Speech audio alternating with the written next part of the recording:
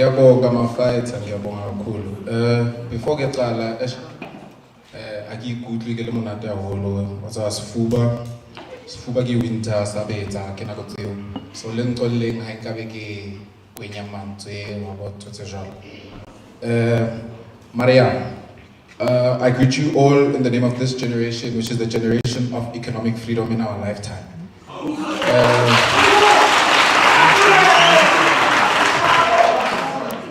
Before I begin, I must just say that I would appreciate it if the student body, the students could listen very attentively to this address to them.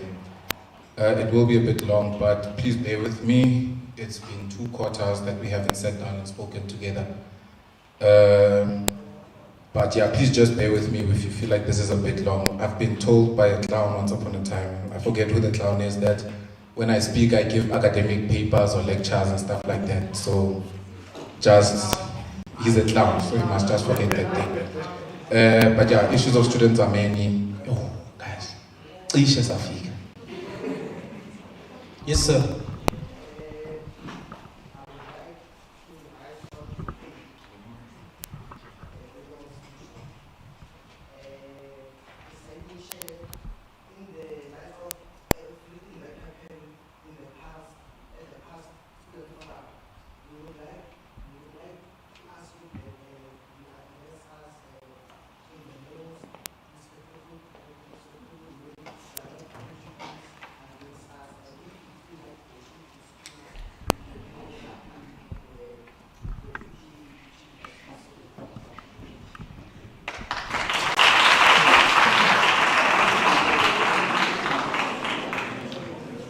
I'll note that. Thank you. Shoot. Okay, cool. So at the beginning of the first quarter, the SRC found itself faced with a crisis which was unprecedented for the nation at large. The NSFAS 2023 guidelines implemented very, very late last year in December forced poor students into a corner and subjected them to stringent conditions aimed at filtering poor students out for budget cuts that were caused by corruption at NSFAS. These guidelines excluded students based on their academic performance retroactively. It cut students who were still within the N+ rule, and it forced students to pay the difference for their respective private accommodation allowances as well as tax evasion. The effects of these changes threw a spanner in the functioning of the SRC, and the respective portfolio plans envisaged were then forced to act. It threw a spanner in the functioning of the SRC and the envisaged portfolio plans. The SRC was then forced to act accordingly and to deal with the most pressing issues at the time, which was finding students a place to stay before they can begin with their classes. The SRC, throughout this process, visited private accommodations that were accredited by the university in hopes that they would actually listen to the students' cries and essentially drop the prices that we were forced with in the beginning of the year. But as you all know, we were not well received, but that is what you get when you threaten capitalists. We proposed solutions to the crisis, solutions which were very calculated and benefited every party. We also called for the buildings refusing to make concessions for the poor students among us to have their accreditation revoked.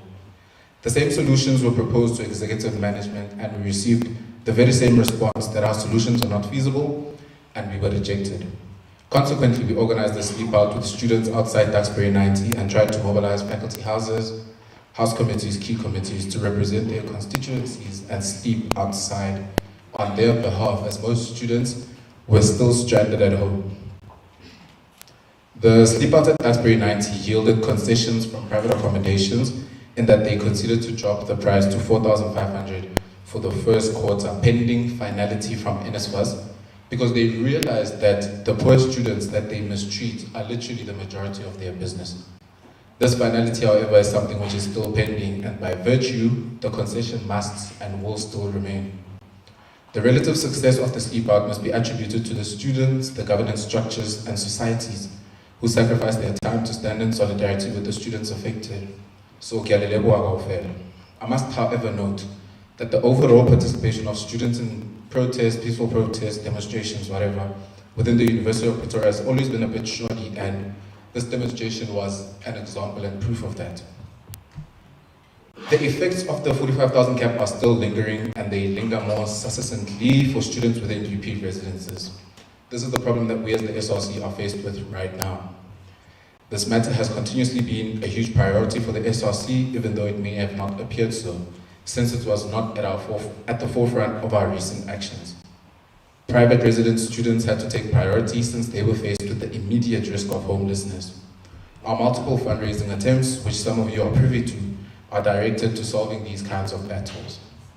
The SRC have also provided direction to the Department of Institutional Advancement to fundraise specifically for accommodation during their Giving Day.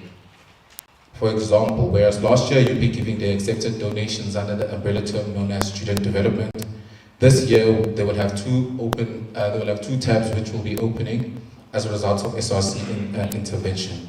There will be a tab for student development, and there will also be a tab for accommodation specifically. This money will be used for the sole purpose of covering the shortfall that students are faced with at their private accommodations, at their UP residences.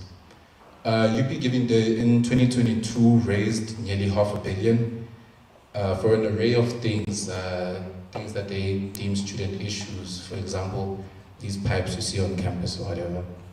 This year, it's anticipated that UP Giving Day will do far beyond what it did last year. And students will directly benefit from this. And the students that will directly benefit are the students that are staying at the residences that will be stuck with the shortfall at the end of the year. In an effort not to prejudice the students as well, the SRC, after meeting with the registrar, provided that students who are academically excluded should be allowed to attend classes and have access to any study materials necessary while their appeal is still being considered. This is in order to break the cycle of academic exclusions based on the fact that students did not have access to materials while their appeals were in review. In certain faculties, we have noted inconsistencies in the inclusion of students which we believe to have become entrenched over time. The SRC has thus called for an independent body to audit exclusions at a faculty level. This prevents the exclusion of academically deserving students and ensures that there is consistency in the way that rules are applied, and that no student is given more preference because they are friends with those in power. This process will increase the accountability of faculties who have all the prerogative to admit or exclude students. This is a process that has been tabled in a pilot project to dismantle the academic exclusions so that come next year, we have better systems in place. On a policy level, however, I have been in communication with the academic officers and a report must be sent out that we as students contributed on directly. This is in consultation with the Faculty House academic officers. This report will consist of the different policies on a faculty level and the general rules and regulations which might be hindering student success and which we as the students believe are problematic. This, comrades, is an argument that we need to have that is very, very watertight. The issue is that the University of Pretoria makes policy changes, and it seems as though no one was consulted, but previously we have noticed that SRC members have just sat on their hands while policy changes are being made behind their back. And I'm encouraging faculty houses and SRC members to actually read through the rules and actually identify what are the issues that students are affected by when it comes on a policy level. Unless we do this, we will continue to lag behind and we will be seen as idiots who cannot read a simple document. It is unfortunate that as the SRC, we only begin our term on the first day of the year. Measures such as these cannot be implemented overnight and require those in office to prepare in anticipation for the next time such happens. This is what we as the SRC are doing to ensure that what happened this year does not happen again. With all the above mentioned, it's quite obvious that a lot of the issues that the SRC has requires one simple thing: money. This is the solution to so many of the issues that students are faced with here on campus, and this is why the theme of the SRC this year is to fundraise. Fundraising in particular has been one of the major failures of the SRC over the past few years, and that has consequently negatively impacted the student body. This is due to an array of internal departmental issues that exist within UP. My office has thus established the fundraising committee, which consists of faculty houses, myself, the study finance officer, and the treasurer general, who was appointed as the chair. The sole aim of this committee is to prepare documents, identify donors, organize events, and essentially raise money for the student body. The SRC has so far raised a bit over R1 million from the Mutipa Foundation, as well as donations from various agencies. We have also begun engaging with stakeholders at Discovery and Investec on possible donations which would come sometime next quarter. We are also very cognizant of the fact that the number of students that are in need far surpasses the money that we have come up with so far, which is why we are looking hard to ensure that the fundraising efforts get underway, and we are able to get money from any willing party. The SRC Study Aid Fund in 2023 worked far beyond what it has in the past few years, in that we were able to not only assist with registration fee, but we also assisted students that had historical debt, so that they could make arrangements with the university and be allowed to continue. Most of these students form part of the missing middle, who are a volatile group of students that needs assistance. In an aim to assist and after efforts by the SRC, the executive management of the university considered to reducing the cost of registration to 2,500 from the 7,500 that was previously agreed upon by the SRC of 2022, 2021, 2020, and this year's registration period, students paid 5,000 Rand less in order to start their academic year. This measure allowed for many more students to register and provided relief to the many households who simply could not afford the price hike. The Study Aid Fund has also tried to assist students who are academically excluded, but are now readmitted with their registration fee. We are assisting students that are going to begin with their second semester soon, and any student who was readmitted by the faculty, who is going to be starting with their second semester, and is unable to register, must contact the study finance officer very promptly in order to get assistance with registration. We have also been faced with the issue of NSFAS students whose NSFAS portal is reflecting a status of provisionally funded. This status is not the final funding status that is required by the university in order for them to consider you a funded student. Instead, the student's name must appear on the universal list provided by NSFAS to universities for you to actually be considered funded by the university. We released the Google form in which we asked these provisionally funded students to fill in their details. A list was sent to NSFAS officials with over 2,000 names.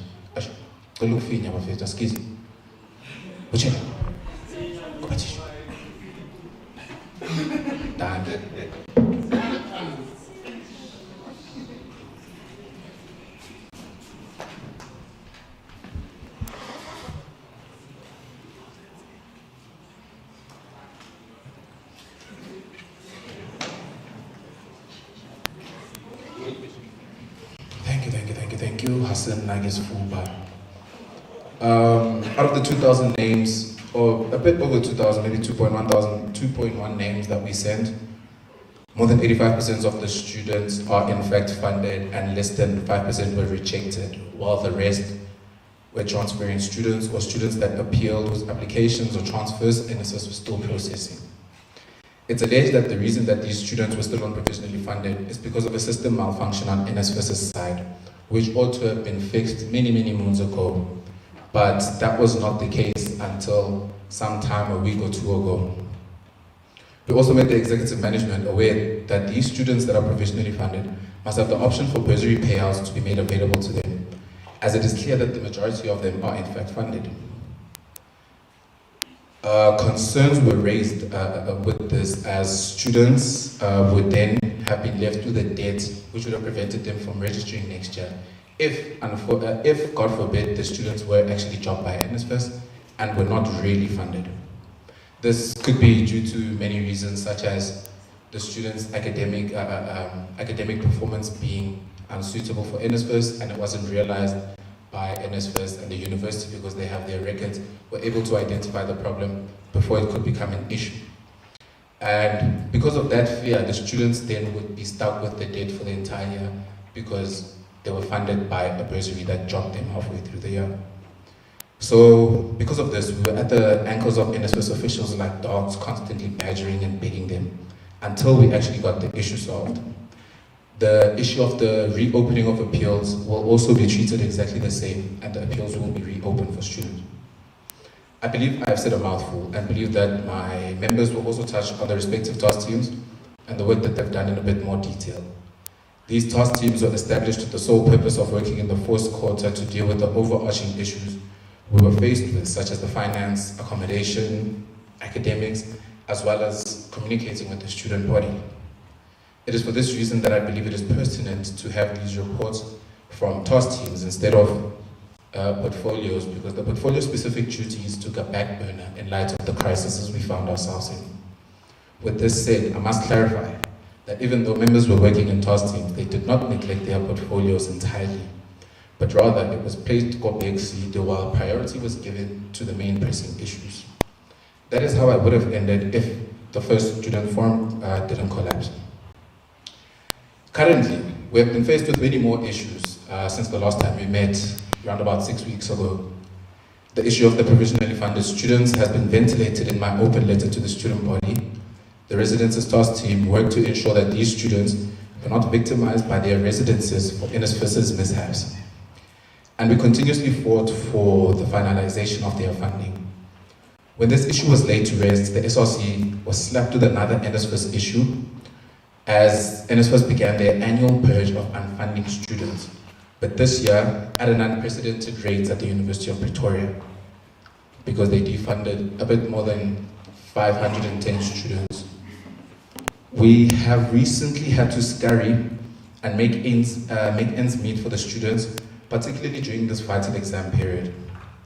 Residences officers are working to meet with private accommodation to re-emphasize our stance that no student must be evicted during the examination season.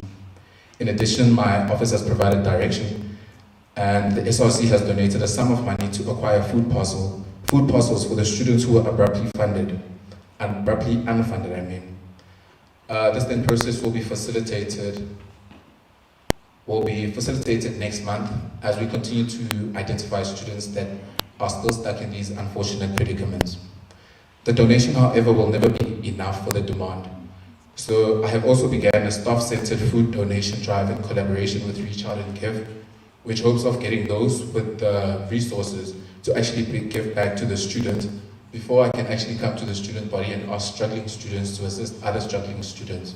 So that is why we believe that we need to actually take the hustle and this begging process that we're about to undertake to the actual people that have money, the actual staff. So during the cool-off period, we're getting online. We're just waiting for the donation boxes to be given to us. And then we pilot the project by placing these bins within key hotspot areas such as the ship, where the departments set off different faculties, yada, yada, yada, yada, yada. In addition to this, my office has also worked with other SRC members to have consistency in our advocacy for the LGBTQIA+ community, using the Deputy Secretary General and Culture's LGBTQIA+ Visibility Committee. I envisage a UP community where this beautiful community is celebrated more than just once a year in Pride Month.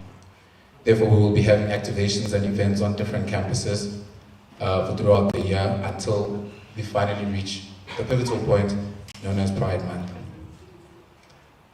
So I encourage all the entire student body to have a say on how we represent them, as well as to get in contact with the Visibility Committee in order to get this project running off the ground. We have also identified international students on study visas that are struggling to make ends meet, particularly with things such as, for example, rent, food, transport. This group possesses a particularly tricky situation, as UP has a responsibility in terms of the law that when students on study visas are unable to sustain themselves or unable to make ends meet, that they need to be reported to Home Affairs. And that situation then means that students' visas are then taken away from them and they have to leave school merely because they can't afford to come to school and to travel. Therefore, my office, as well as the Treasury General, the Deputy President, and the Financial Aid Office, as well as International Students Department, We'll set up an ad hoc structure in which we will be able to top up students for such things in months where they absolutely cannot.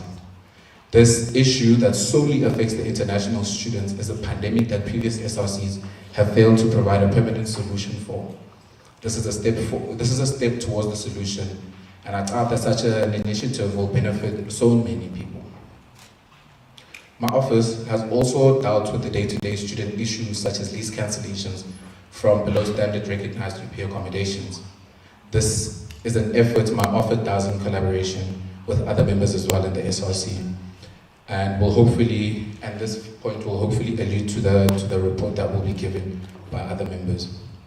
I must just note that there are other things I do within my portfolio, such as meetings, dealing with the SRC, yada yada yada yada, things in the CSG, but those are the obvious things that I do obviously within my portfolio, and I don't feel the need to report to say I chair a meeting, because I mean it's obvious.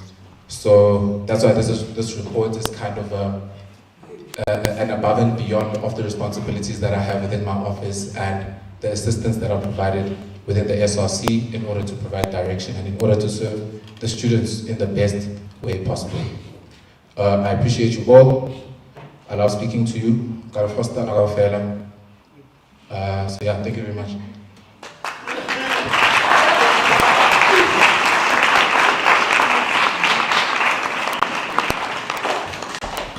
Thank you, Mr. President. We'll now go to questions with notice. The first question is addressed to the President, and I'll be quoting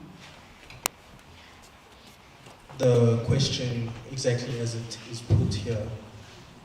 President, you so bravely claimed that there will be zero financial and academic exclusions in your term in office during the SRC circuses. Till date, well over 500 students have been academically dismissed and many more students have been financially excluded, including a faculty house chairperson under your own structure.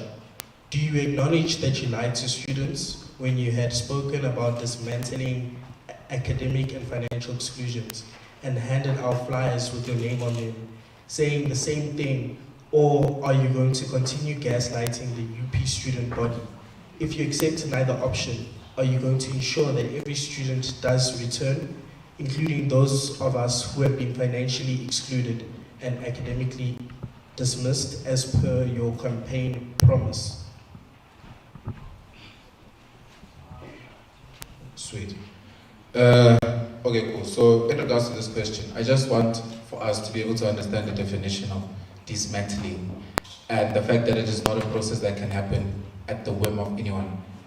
So also to emphasize that Rome was not built in a day, and as the SRC we have tried to put many measures in place, such as the ones I've mentioned while I was giving my speech in terms of the auditing process to ensure that there's no inconsistencies in regards to the exclusion of students, but also the fact that we will be vigorously dealing with the rules and regulations that the university has in regards to the dismissals of students within a faculty level, as well as in terms of the general rules and regulations that exist within the university. In addition to, or in relation to a chairperson under my structure being dismissed and how do I feel about that, I just want to make members very, very much aware of the fact that stepping in a student structure is not anything that will seem like great times for you. There are no immediate benefits such as you being able to get resources, you being able to just be registered and stuff like that. At the end of the day, we are all students. We all suffer from things that not anyone can just change at the whim. And I need for us to understand and remember that by virtue of you serving on a structure doesn't mean that you're gonna get all these resources. You won't have to pay a registration fee. You won't have to pay 50%, you'll just be registered. There are no benefits like that within structures, because then everyone would run to a structure just because I don't want to pay these things, I want to eat, I want to benefit the way that a chairperson, Wago, Law House or Humanities benefits, you know what I mean? And I need for us to understand that as student leaders, we are also students at the end of the day. We suffer the same students, and the fact that you put on a blazer shouldn't make you feel as though you are immune to the issues that students face these issues that students face are being dealt with. The academic part, I've spoken about, and the financial part is the fact that we've registered students way more than what they've done in the past previous years. In addition to that, we're working to raise more money so that at the end of this year, we can pay debt for students and students can graduate. In addition, next year's SRC will be able to benefit from the fundraising that we are going to do as a council, so that students can be registered and so that they're not sitting outside because I can't afford to pay. So yeah, man, I think this question was answered in my presentation. That is why I said, please listen. On a point of order, yes, sir. I'm rising on a point of order protected by Rule 8 and Rule 34. Rule 34? Yes. Order of proceedings. In terms of? In terms of Sir, can you come forward, Mr. Right here?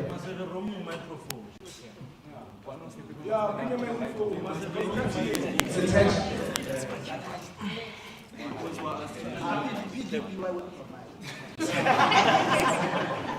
It's attached to a wire, so there's no possibility of Okay, I'll try to project. Can you hear me? So, Rule 34. Yes. Order of proceedings. Yes. Yes. Proceedings is colonizer's language.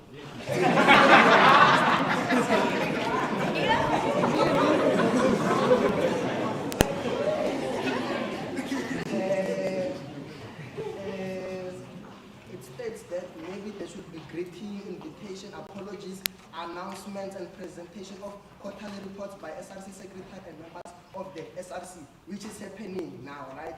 I don't think. No, right now, sorry to interrupt you. Right now, we at point F, questions with notice and Yes, answers. that's exactly my point. Yes. I don't think maybe we can, a member of the SRC can state the report and then go to questions with notice and questions without notice. I think what I understand from this, as I read it, unlike some people didn't read it, the SRC members must read the reports, and then after everyone has read the reports from the president to, I don't know who's at the bottom, but after everyone has read, that's when you can go, even before you go to point F, you have point E, which says other businesses scheduled on the agenda. And then you can go to questions with notice and answers, and then questions with notice and answers. Meaning that there should be questions phrased or by the president, and then after almost every question is there, the president can try to answer those questions. That's what I understand from what's written here, unless maybe I'm a metaphobic. Thank you, sir. I refer you to Rule 5.2. The presiding officer has the power and authority to interpret, apply, and enforce these rules and or any other applicable authority. I then further refer you to 34.2, which says that the order of business for each meeting may be varied by the presiding officer, provided that all items set above or in the order paper are acted upon. So in terms of that, we will proceed with questions with notice and answers.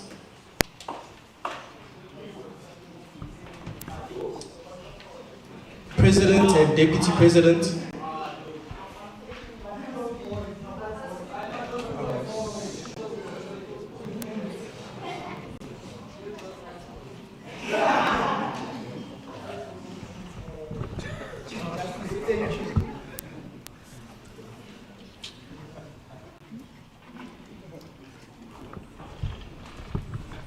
Can I proceed?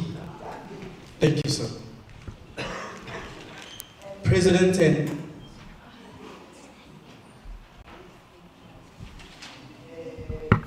I was asking that Sasco Cabal please follow procedure and rules when they have to speak. They must keep quiet, that is stepping out. so which rule are you referring to?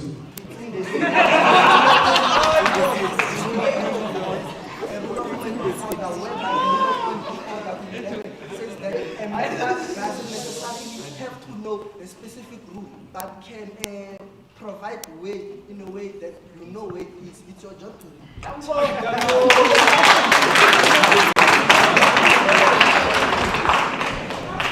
With that said, President and Deputy President, there was recently a South African Union of Students dialogue relating to gender-based violence and femicide dialogue.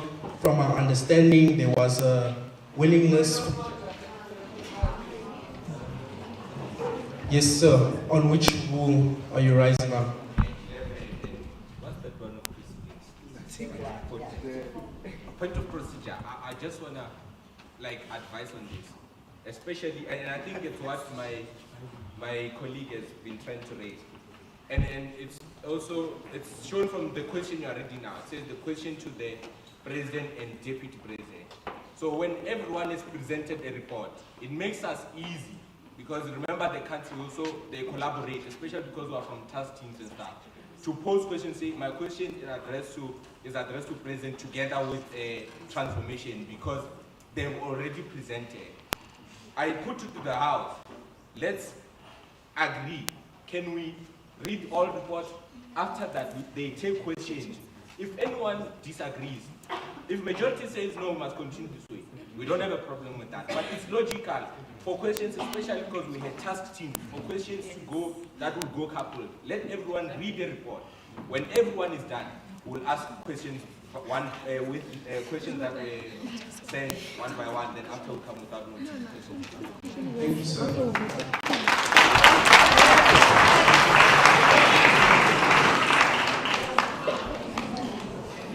I refer you to Rule 11.9. I refer you to Rule 11.9. No member may raise a point of order again or a similar point of order if the presiding officer has ruled that it is not a point of order or that the matter is out of order. I've ruled on that point, and my point is we are continuing with the questions. So as I was saying,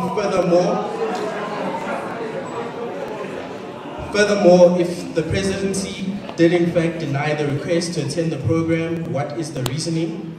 Does it have alternate solutions to removing GBVF from UP? And if so, why is this not communicated to the student body?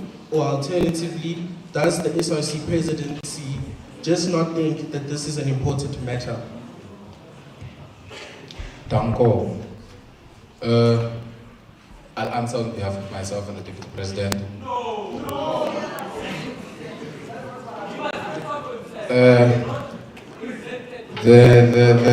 The event, or what is it called?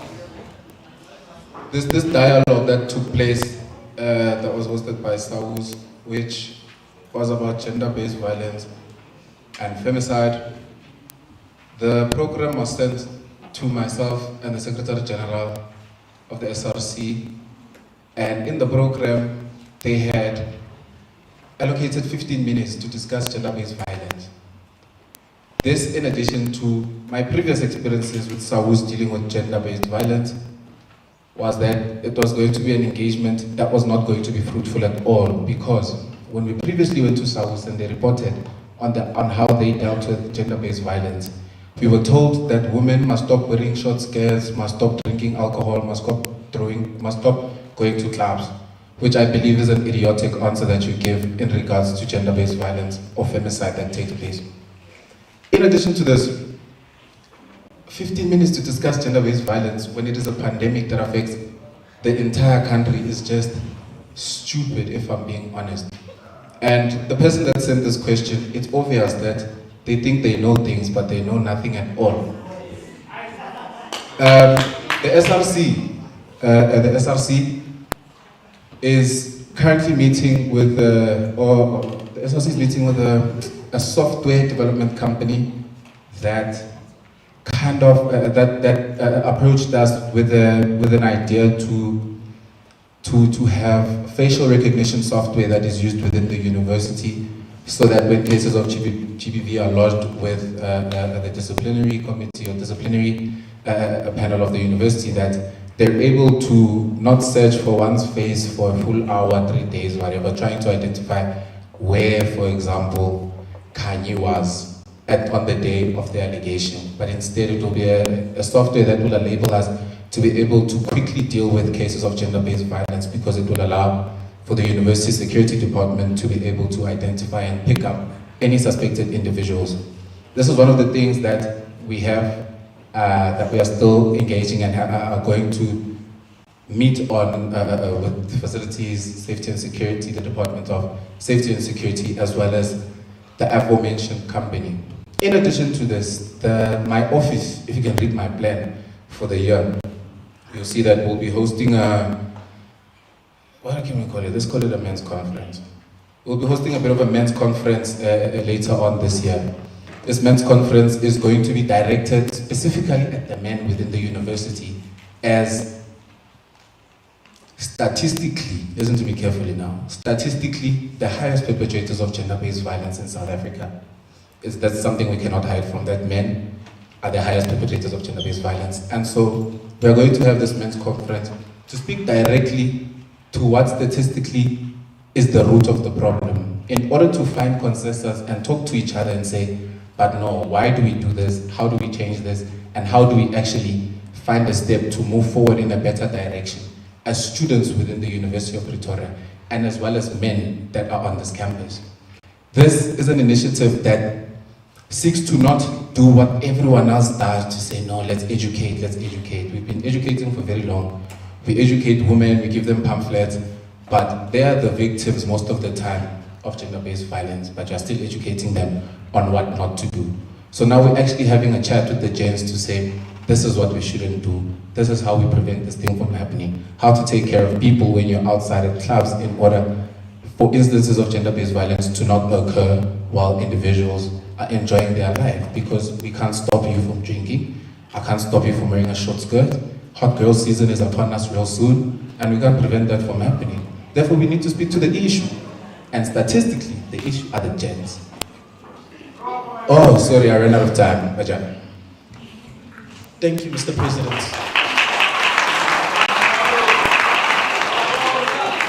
Yes, ma'am, it's a point of order.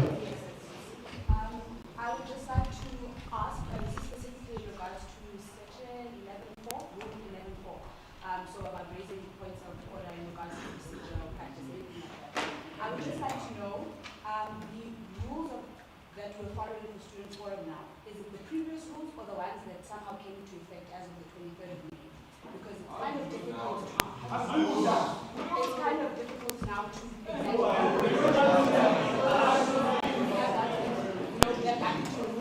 No problem. Thank you for your point. So I'm still referring to the old rules that were effective from the 21st of October 2020.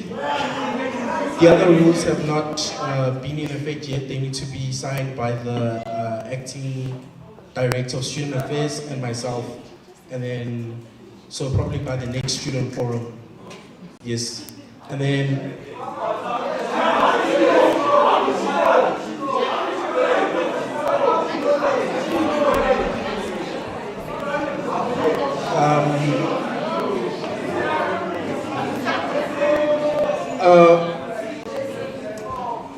the question, I'll put the same question to Deputy President, because it's addressed to both of you.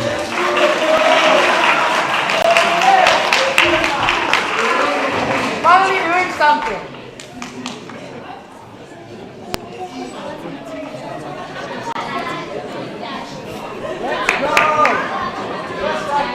Sangonan. So I'm required to respond to the same question that the President has answered to, which I believe is redundant because I deputized the President and the decision that I made in the President's office or know about. So in answering the question, what I can say is whatever the President has said currently is what I'm going to say. Thank you.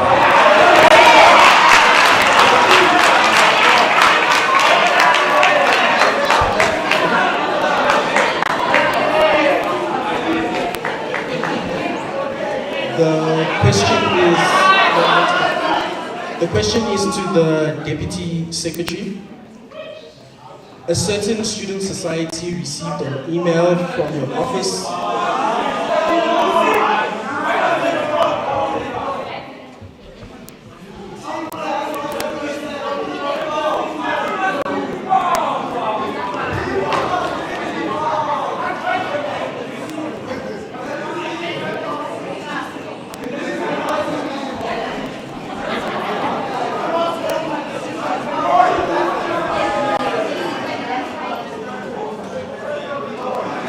I will then ask Deputy President Mubuta to read your report.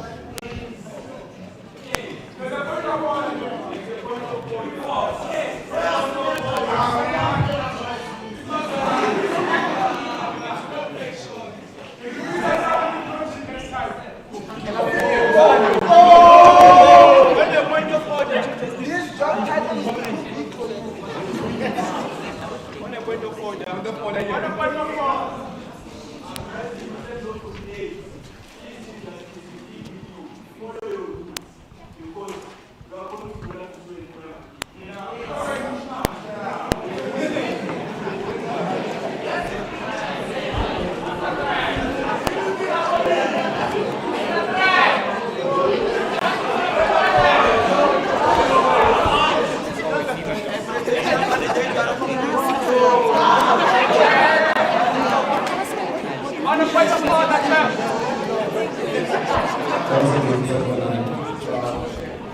So I'm going to go through my report for these past months. Right.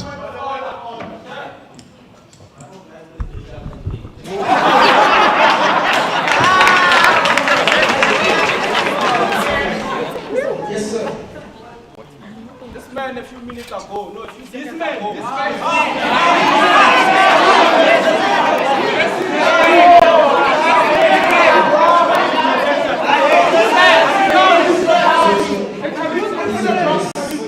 Because I put my African, you speak like a South African. The president said, who are you? Whatever the president said, it's what he's saying. It's redundant for him to deliver a report because we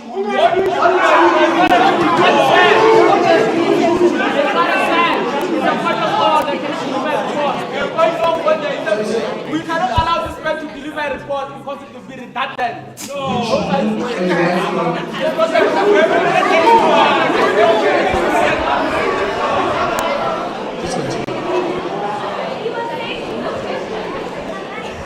Before I read my report, I'd like to say that we are in an institution of higher learning. My brother, you need to learn to listen. Because what I said here was the answer, not the report. The CSG gives me my own powers and my duties. Please read the CSG before you raise the point of order.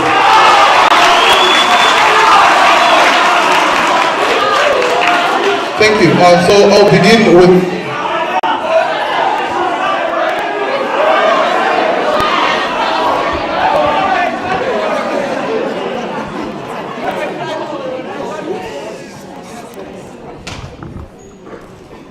So, as per the CSG, as the Deputy President of the SRC, my duty is to deputize the SRC President.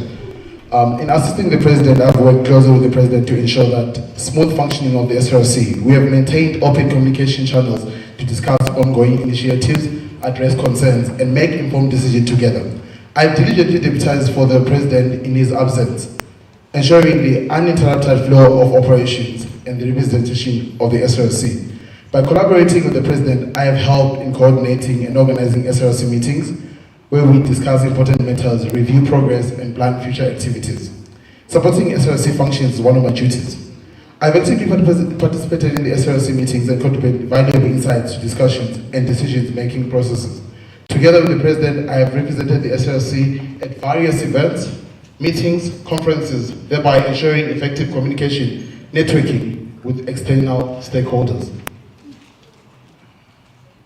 I've assisted in maintaining and strengthening relationships with other student organizations, academic departments, and administrative bodies to promote collaboration and addressing student concerns. As the Deputy President of the SRC, my duty has been focused on reviewing and amending SRC Code of Conduct. I'm pleased to provide a progress report on these tasks. Since assuming this responsibility, I have collaborated closely with the SRC members to identify the sections of the Code of Conduct that require amendment. We conducted thorough discussion and consultations to ensure a comprehensive understanding of the necessary changes. To ensure adherence to relevant procedures, I have diligently followed the established guidelines to amend the SRC Code of Conduct.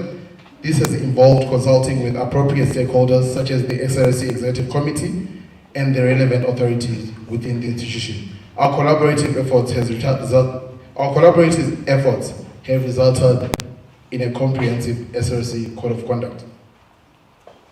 Over the past few months, we have made significant progress in this endeavor. Our primary objective has been to ensure that all DSA structures align their constitutions with the overarching Constitution of Student Governance, the CSG. By doing so, we aim to establish a cohesive framework that promotes transparency, accountability, and effective governance throughout the student body. To accomplish this task fully, we will work closely with the Constitutional Tribunal, a specialized body responsible for interpreting and amending the CSG. Collaborating with the CONTRI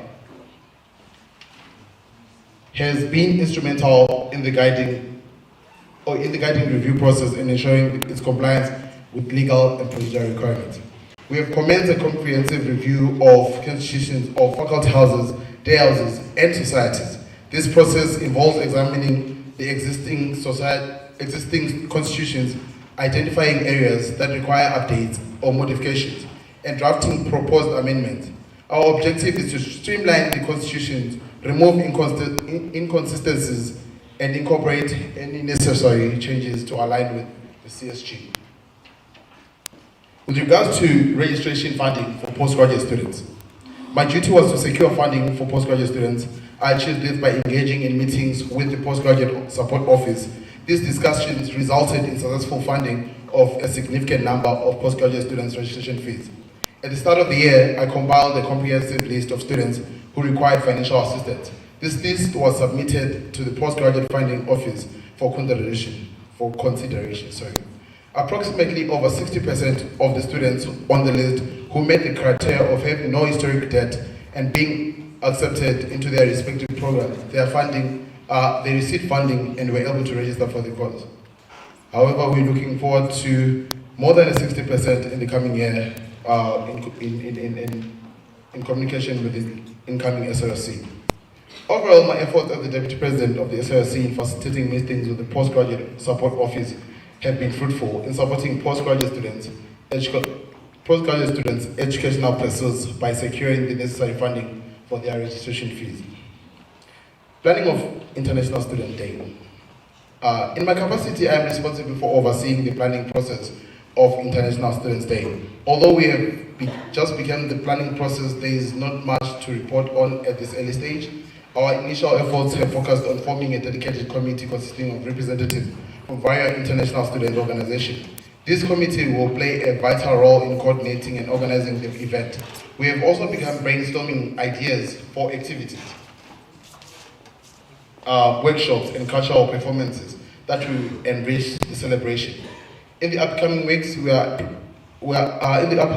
our primary focus will be on developing a detailed event timeline, establishing partnership with the relevant stakeholders, and securing necessary resources and funding. We aim to create a vibrant and inclusive environment that celebrates the diversity of our international student community. Thank you. Thank you, DP. There's a question. A certain student society has alleged that it received threats that the SLC will terminate its relationship with the society from the office of the SLC Deputy Secretary. What steps has the SLC taken against the Deputy SRC Secretary? Thank you for that question. I will just be short with regards to that. So there is an issue with non-reported allegations. The SRC cannot do anything unless it receives an official, an official complaint from the alleged society. So what I'll do right now is just advise the society to use procedures that is provided in their society's sub-council constitution to report the issue, and from there the SRC will have jurisdiction to deal with the matter. Thank you. Thank you. I'll now call the SRC Secretary.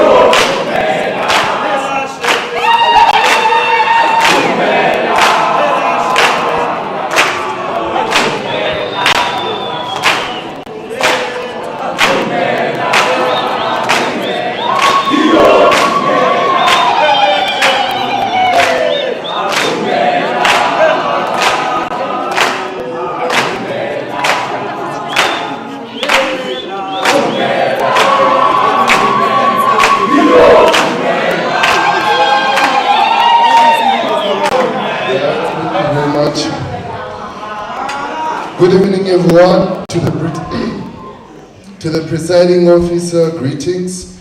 To the judiciary wing of governance, the SRC, faculty houses present, and the resident sub-council, greetings to you as well. The societies as well, the media houses, the student body at large, greetings as well. One thing I want to say is that I'm very grateful for your hard work and dedication to the student population, and you are doing a great job. Thank you very much. Right, so on my report submitted to you, the first with the point on administrative duties, I'd love to report to you that I was successfully able to fulfill my duties with regards to communicating to the student body through the statements you have seen on our social media pages and whatsoever. And however, it has not been possible due to the SRC not having to approve minutes to communicate in that regard. However, please expect minutes to be released soon.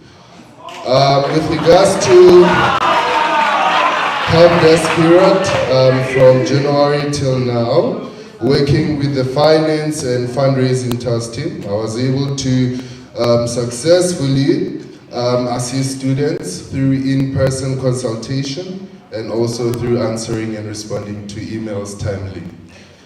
Office hours and SRC meeting attendance from January till now, I've been able to attend to all my office hours, where I was able to offer in-person consultation and also encouraging the SRC at large as well to do so.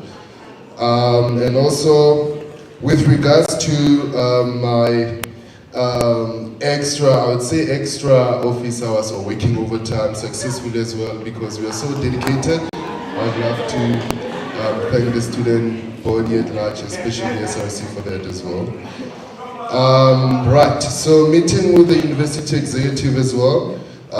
I've been successfully able to meet with the university management where student-related issues were addressed. That's why the presidency was able to report to you guys, because as the secretariat, we were able to make sure that the SRC is in attendance with regards to that. Academic appeals and financial appeals together with NSFAS related issues were addressed during those meetings, and I managed as well to provide solutions and also report back to the SRC. On the point for external campuses activities, in collaboration with the Day Students Office, we were able to successfully visit during Marketing Week, PINSOF, together with Honest Board, where we spent the whole day or most of our time engaging students on the ground, addressing different issues related to student life or whatsoever relating to that. Attending meetings with internal departments and creating healthy relationships within relevant stakeholders internally. Successfully as the SRC, through my office, we were able to meet with the Flight UP coordinators on where the main agenda was how to make the program more sustainable. Meeting with DIA as well on growing relations between the SRC and them. Remember, they as the department are there to represent the university and also us, the university and the students as well. Meeting with internal departments including the DSA, counseling unit, the disability unit as well. We were successful to do that, engage on all the described internal stakeholders in creating a more sustainable and healthy relationship for students. And one thing I want to ensure to the student body is that students' needs were well presented. Meeting with external stakeholders from February till now, I was able to engage with different private stakeholders, especially on the need of addressing the issue of accommodation and funding, and also student issues were successfully raised in those gatherings. External media engagement throughout, Through our well-written statements, we have had engagements with external media where they were very interested in the content that as the SRC we were delivering on behalf of our student population within our academic square mile. However, we were able to respond to their questions and we had proper engagement with them as well on that. And with regards to SAU's representation from general till now, I was able to engage SRC Secretary Generals from different universities all across the country, included NWU SRC, UL SRC, VETS SRC, and NMU SRC as well. So this was a successful engagement as it allowed exchange of ideas with same people within my portfolio as Secretary General, and in also having to share our thoughts and solutions. It was a very great exchange. I would say it's for the first time ever in continuation with our administration as SGs, we are very progressive in that regard where we are not isolated, but we are together as a national student body. And in having to do that, we are able to successfully engage in matters of our understanding. I'm working with the Deputy Secretary General from January till now. I managed to delegate some of the duties, including assisting in taking minutes in SRC meetings, some of the duties having to send regular updates to the SRC and the student body at large as well. Engaging with the presidency and assisting in their duties, I've been able to take tasks from the presidency, and I was able to also, I would say, accept additions to what we do within our office, me and the DSG successfully. So that's why the presidency and the SRC are able to successfully report to you, because of the administration wing of the SRC. All right, care over of responsibilities from the head of governance and the deputy director. I've successfully been able to update the SRC on what is expected from the DSA and also to represent the view of the council to our department. Meeting with students on campus and off campus, particularly in participating in student life activities for the first time ever as well in continuation with other previous administration. I was able to successfully engage, make time and support student initiatives, you know. The resident sub-council, for example, included, as I'm a res student myself from House Tau, attending events as a member of the representative council and showing support also to student initiatives around campus, informally and formal ones as well. So one thing in conclusion, I believe we are not done, and I myself, for one, I'm not done with the administration. We still have a long way to go, all of us together. And together, all of us as UP students, we can do more, and we will do more. The year is still long. And yeah, I thank you.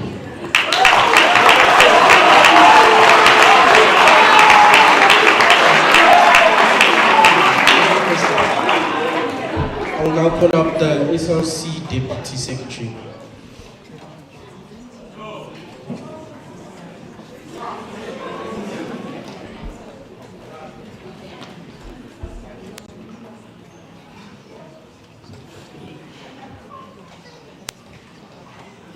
Thank you. I think the SG has covered exactly what has been delegated to me, and I'm happy to have helped the SG with that.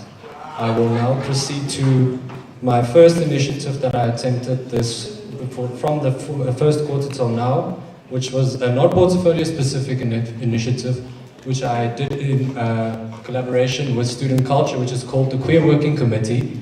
But since then, the name has been changed to the Visibility Plus Committee. And we were in the process of finalizing the special working committee. The committee aims to bring together various stakeholders to represent the broader queer community at our university.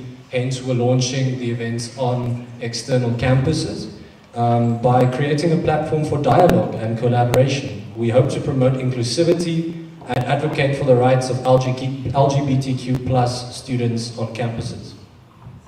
I assisted with special needs students and transportation. Transportation has been settled as of now. The student who studies on Mamelodi campus has now been transit back to Hatfield, and the bus was organized to stop outside of her res, and since she moved to Hatfield, she no longer needs the transportation. During the registration period, I assisted. I've also been involved in assisting students during registration period, getting registered for their degrees. This has involved providing guidance on the registration process, resolving registration-related issues, and ensuring that the students are able to enroll in their desired courses smoothly. The registration period is now over. Social media management. As part of my responsibilities, I was in the social media task team before the task team now got dissolved.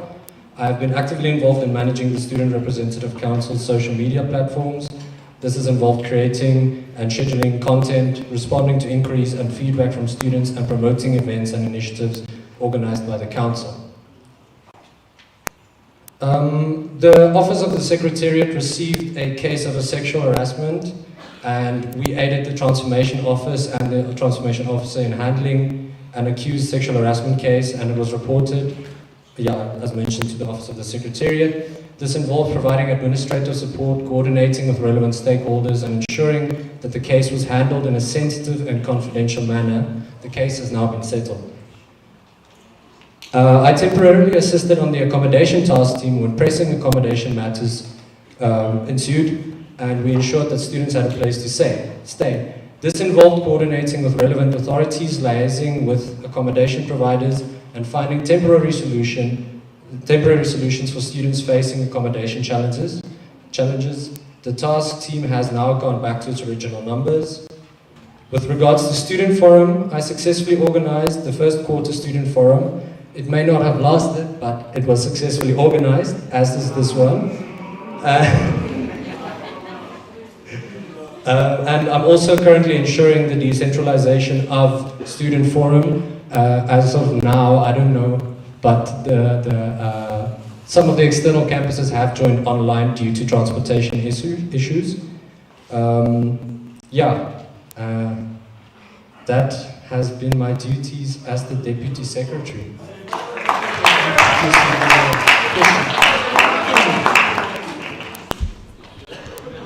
A certain student society received an email from the office threatening to terminate relations between them and the SRC. In doing that, were you acting on a mandate from the SRC? Can the student body be furnished with the meeting minutes where you were mandated by the SRC? First of all, the minutes will also state that I was never mandated to do anything, and the SRC minutes will be released as the Secretary has confirmed. And I would like to formally apologize to the society. I did act preemptively because of their involvement in the Queer Working Committee, which is now in full-blown effect, and I look forward to working with them. Thank you. The Treasurer.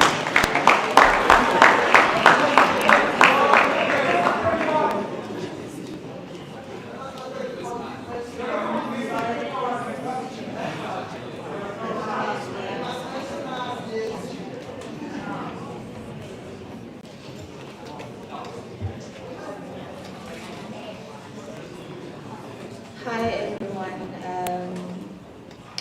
My report is not that long, so I'll be very short.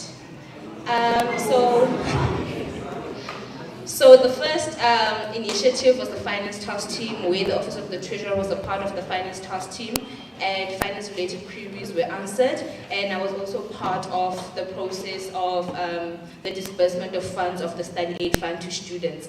To date, 270 students were assisted with the Municipal Foundation donation, which was 1.1 million. Out of the 1.1 million, 1,396,556.24 cents is the total amount which went towards assisting students with registration fee.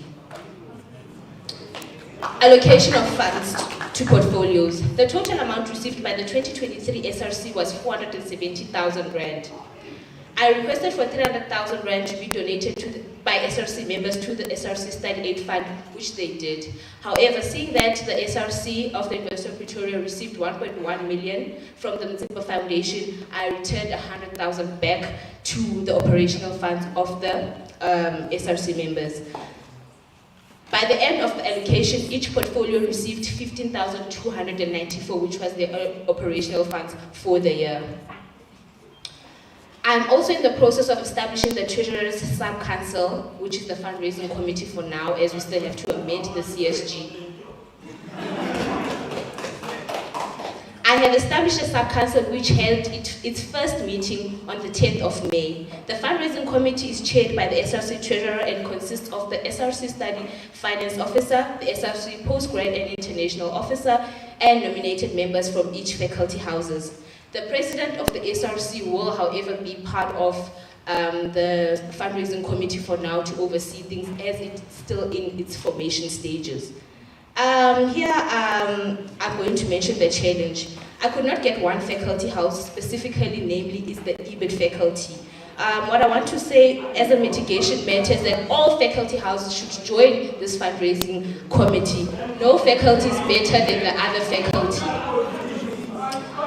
And if you are...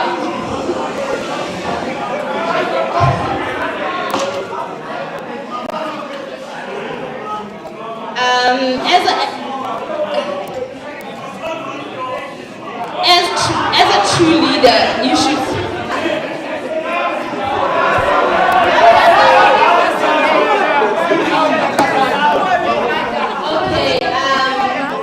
And one thing that I also mentioned as a mitigation is that true leaders should serve students and put their egos aside for the benefit of the students.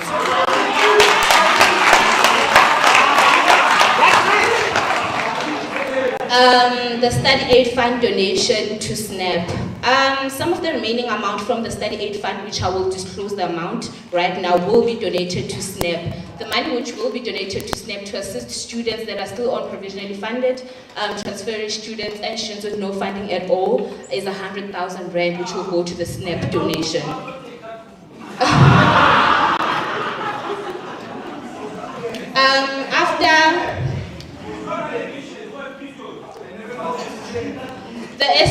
The SRC Study Aid Fund, after assisting with registration fees to students and also the historical debt, had 306,935 rand and 40 cents. So, seeing that we have donated 100,000 to SNAP, that means that we are left with 206,935 and 40 cents in the SRC Study Aid Fund. And the last initiative was the fundraising for Save the Semester. The Office of the Treasurer is still in the process of fundraising for Save the Semester. As we know, right now we are facing a predicament where a lot of students are in need of food. So I'm trying to fundraise by all means to ensure that Save the Semester is not just, a party and a shining thing, but we actually feed students. Okay, this question. You claimed in the PDBY media issue on 22 August 2022 that you intended to put students first. Furthermore, you had mentioned serving students with transparency in holding you to account for your own promises. We would like to request that the budget of the SRC is presented here, including what funds are being used to allow SRC members to travel around South Africa and even internationally. Can you present the budget to students right now, including how much is being used for the SRC to hire vehicles and travel? I stand to be corrected, this was a Q1 question. So as I have stated that 470,000 rand was the total budget received to the SRC for its operational funds. SRC members or a member that has traveled to other places has not been paid for using the SRC operational funds. The SRC is not in any position to pay for people that are traveling all over the country or all over internationally. So the cars which are booked by SRC members to use for their portfolio-specific events are not booked using SRC operational funds. There's a separate budget that the Department of Student Affairs has for transport. I'm not in a position to answer for the Department of Student Affairs expenditure, but only the SRCs. I'm the SRC treasurer, not the DSA treasurer.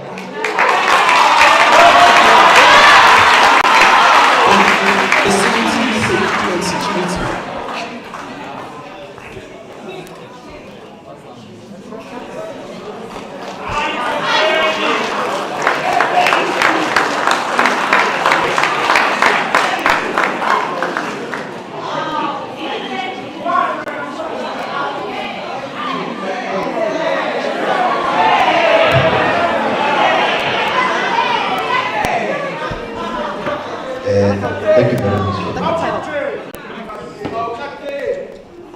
Thank you.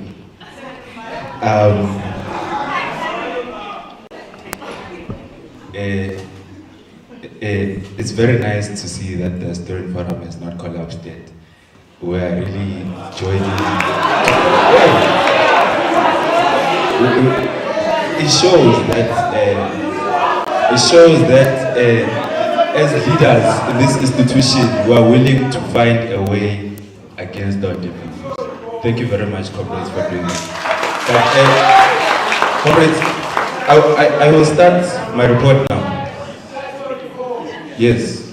So my first initiative was first-year security. The office has taken a proactive measure to enhance security within and around the main campus, recognizing the vulnerability of incoming first-year students at the beginning of the year. These measures have been implemented to facilitate the smooth transition for first-year students into campus life and the utilization of bus services, while providing them with an additional layer of protection. My second initiative was a safety activation. To address the historically low interest and lack of engagement from the student population due to the factors such as a lack of stimulation, creativity, and information overload, a safety activation event was organized in collaboration with a well-known artist. The presence of the artist was intended to boost participation and create an engaging environment for the students by incorporating the artist's influence and creativity. The event aimed to captivate the students' attention, inspire their involvement, and provide valuable safety information in a more compelling and memorable manner. My next initiative is still going on though, the quest for an Apollo light. In an effort to address the issue of inadequate lighting at the TMM lofts and festival's edge, the former FSS initiated a campaign for the installation, 2 seconds please, of an Apollo light to tackle this matter efficiently. I have established direct communication with the Gauteng MEC of Safety. I firmly believe in avoiding redundant escalation procedures involving councillors and mayors. Instead, by directly engaging with the MEC, we can expedite the process and ensure that the matter is promptly conveyed to the appropriate authorities for action. My next initiative was Gauteng Assistance. Through collaborative efforts with external organizations committed to assisting disadvantaged students, I have successfully secured 63 rides. Now, comrades, I know 60 is a small number, but bear with me. But I have successfully secured 63 rides on the Gautrain for this academic year. I have diligently submitted the names and student numbers of these individuals who rely on the Gautrain for their daily commutes. The next step involves the assistance providers contacting the university to verify the existence of these students. Once the verification process is completed, the students will be directly contacted and provided with the necessary information regarding the terms and conditions for accessing the free rides.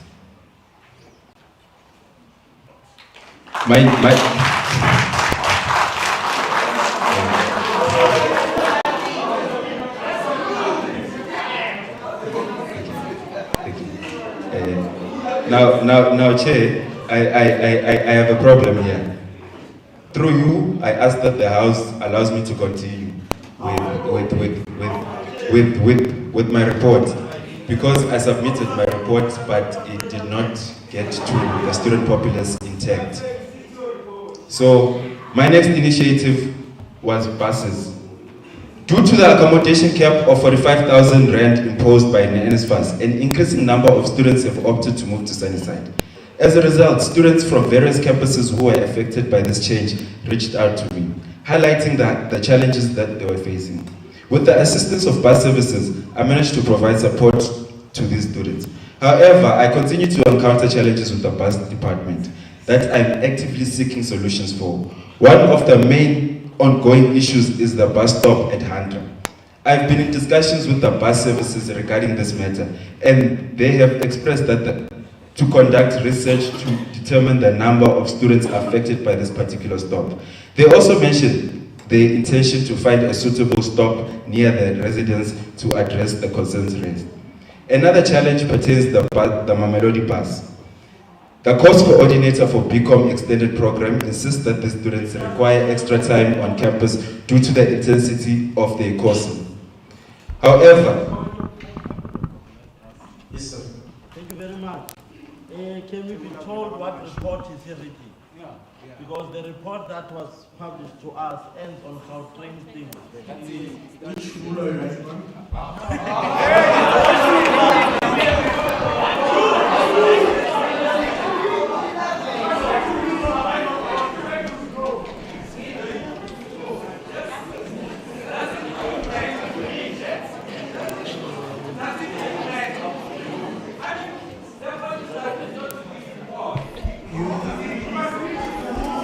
I'm saying in terms of 11.4c, when raising the point of order, you must commence by quoting the exact rule, or at least the principle or the spirit of the rule.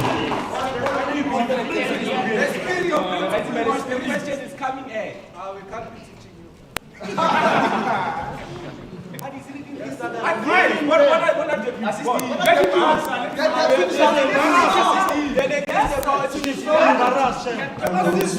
refer you to 11.7 and I'll make a ruling at another time. So for now, we can continue. thank you very much, Chair.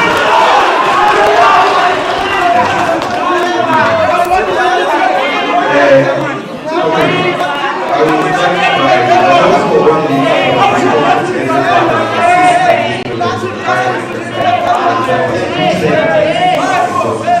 However, Yes, sir. Yes, sir. Yes, sir. Yes. This then means you're going to ask any question without notice. Because you are reading something which is not there. Yes. On which rule are you writing?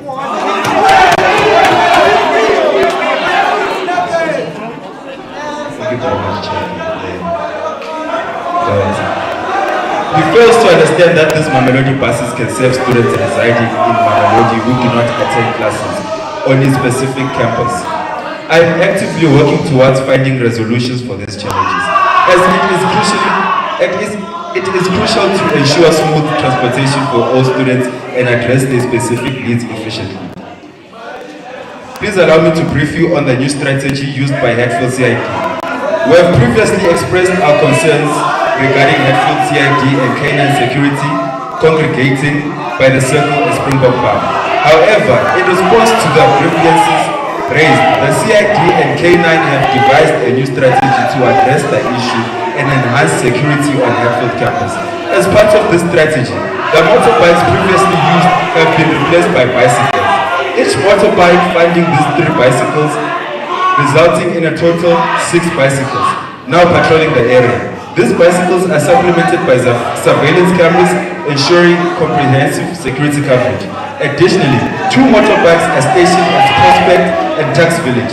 To provide further support, the director of CID has assured me that discussions are underway to introduce more bicycles, which will be complemented by motorbikes.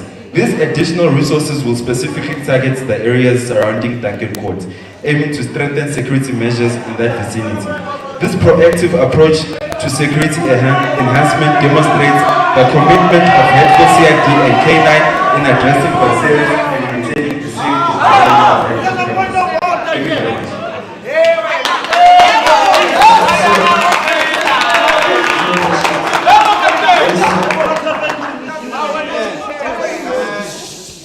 Thank you, Nick. I think we must assist you.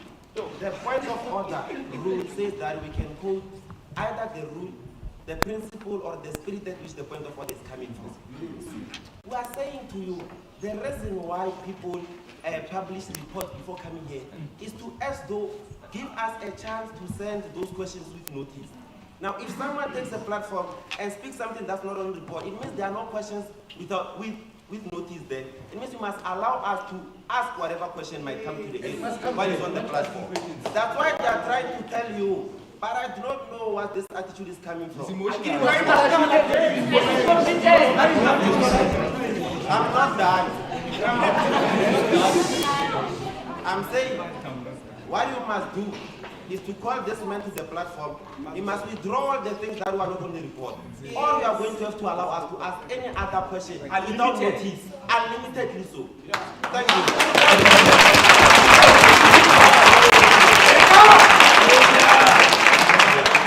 So in terms of 11.9, no member may raise a point of order again or a similar point of order. If the presiding officer has ruled, it is not a point of order. I ruled that we will decide on it at a later time. I now ask Marketing, Media and Communication to come up.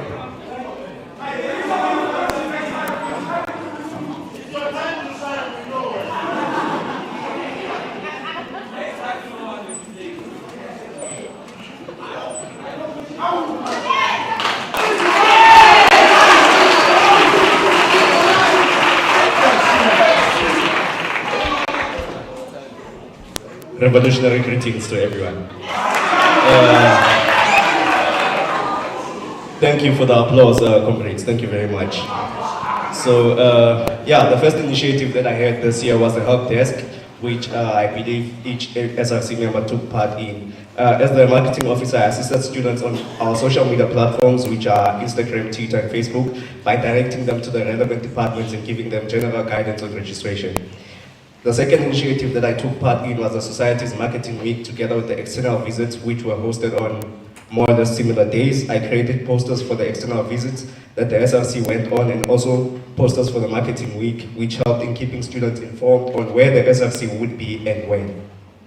The social media engagement is the third initiative. The social media platforms continue to be the best platform for students to seek information. As a result of that, I've been working tirelessly to ensure that relevant information is relayed on time and that the concerns that come through the inbox are responded to in time, within 24 hours. The fourth initiative is the photo shoot, which I organized for the SRC. We are still, however, awaiting photos since they still went for editing. We should receive them soon. The SRC website and ClickUp. The website, as you can check it at this point, it's up to date with details of the current SRC members and has tasking reports for both quarter one as well as reports for this quarter. The ClickUp page is also up to date with all and has all necessary information and announcements that the student body would need. Posters. I worked with the residences officer to create and circulate a poster about students that were facing accommodation issues, created the poster of the LGBTQI+ working committee, as well as posters to inform students on the student forum. Furthermore, other various posters were created by my office.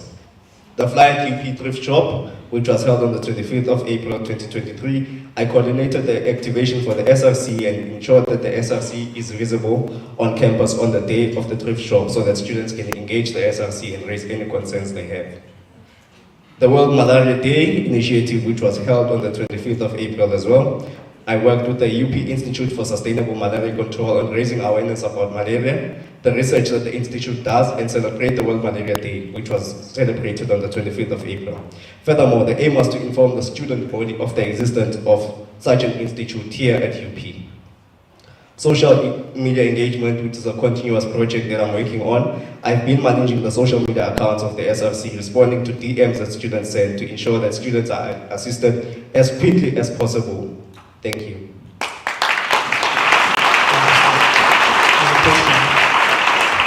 There was a program on 17 February 2023 whereby the SRC and others slept outside Tatsures offices. This was not communicated beforehand to the students. Rather, the organization that the MMC officer is affiliated to was able to release a poster beforehand.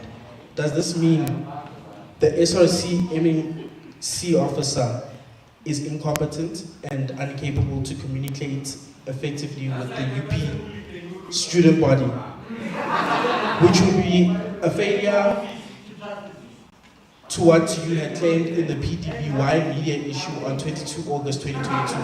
Or alternatively, was it the EFF-SC program that the SRC supported due to its own inability to deliver solutions, thus resorting to grandstanding? Thus, the question proposed to the MMC officer is, why was there no poster shared? whilst structures external to the SRC were able to do so. And to the SRC, how can other SRC members condone the competent or malicious intent of the MMC officer? Okay, yeah, comrades, we need to use Student Forum as a platform for accountability. You can't just ask such useless questions to us.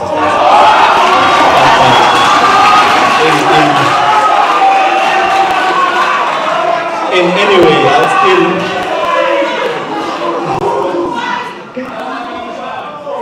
way, I'll still entertain this useless question as it has come through.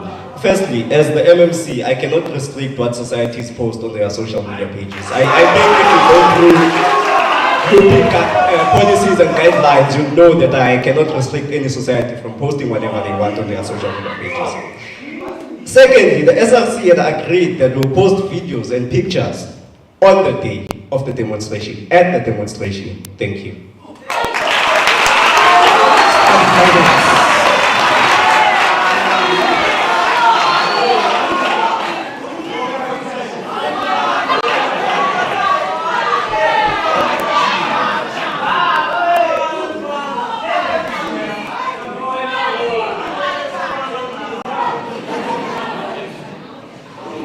Good evening to the student body at large and the whistleblower who we would all love to meet.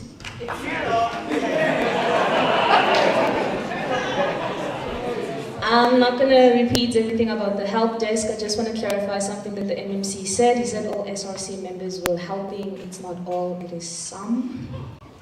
In regards to finance-related matters, most initiatives are still ongoing, seeing that, as they mentioned, that there's still money from the study aid fund. There are students that are coming back in the second semester that still need registration fee. Some have historical debt, so we're still liaising with the finance department, as the president mentioned, that we get them the same agreement with students that registered for their first term to ensure that everyone gets to study. So what I've done so far and still doing is getting into contact with Funza Lushaka to assist the ED students specifically. There were some students that were not able to afford the amounts that they needed to pay to cover the 50% debt or their historical debt in order for them to register. So how I then fixed this, I had weekly meetings with the finance department to go argue people's cases so that they can pay amounts that they could afford for them to be able to study. So many students are here that did not pay 50%.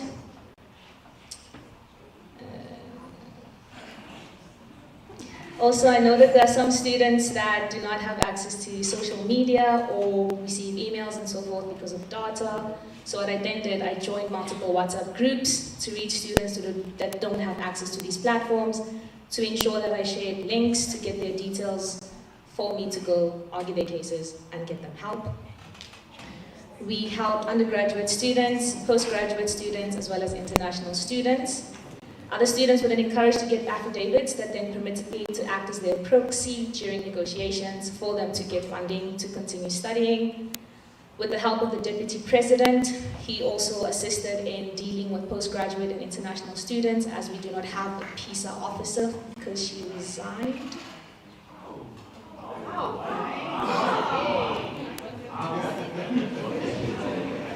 So currently we are looking at policies within the institution to help amend them so that students that are part of the missing middle, that stay missing, and self-funded students also receive help, because students that need financial help are not only NSFAS funded.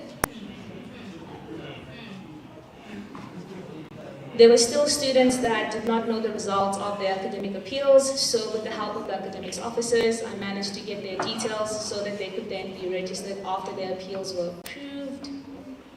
There were various meetings held with NSFAS representatives to make them aware of the issues that we are facing. As we all know, the elephant in the room was the 45,000 cap on accommodation, and they did speak about what we did, so I'm not going to repeat that. There were student issues where students, specifically the years 2020 and 2021, that had NSFAS shortfalls, meaning that NSFAS did not pay the complete amount for their fees that needed to be paid, leading to students then being in debt. So with the help of the financial aid officers, we managed to find ways to still get these students registered even though they had debts This was not only undergraduate students, but some students coming to pursue their postgraduate studies are currently in there because of NSFAS, and we are handling the matters and hoping to give positive feedback soon. I'm also assisting transferring students from other institutions for them to get their allowances. Meaning that last year the person was a TUT coming to Tux this year. For that reason, the NSFAS data is a bit shifty. Cool. They spoke about the accommodation cap and the demonstration, which everyone knows about. I helped to facilitate the study aid fund with the help of the fundraiser, with the finance task team that I was ahead of. The people that were instrumental in assisting with the study aid fund were the treasurer and the president specifically. So we received many applications for the study aid fund to such a point that we did not only open it once, we opened it 3 times to ensure that all students were catered for. There were other students as well that were not on the list, but they still received help because we went through all our emails with the secretary, the deputy president, president, treasurer, and any other member of the SRC would forward us the details of students that did need help. The president also explained what we then did for students with debts lower than 5,000 Rand to be permitted to register. So again, I'm not going to reiterate. We've been having various engagements with the finance department pertaining to matters but not limited to NSFAS, self-funded students. The president and I also managed to get first years registered by getting them funding from another financial officer.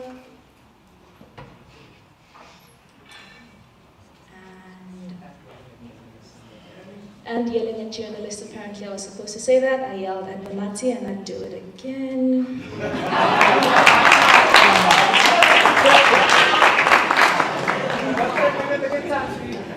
And yeah, and other things, you know, meetings. I mean, we all attend meetings, so I'm not going to now list bullet point form every single meeting I went to because no one wants to be here the whole night. But we did also help with site visitations for the accreditation of some private accommodations so that we could give the institution a student's view on these places and why they needed to be fixed before students could move in. And yeah, so thank you. Success.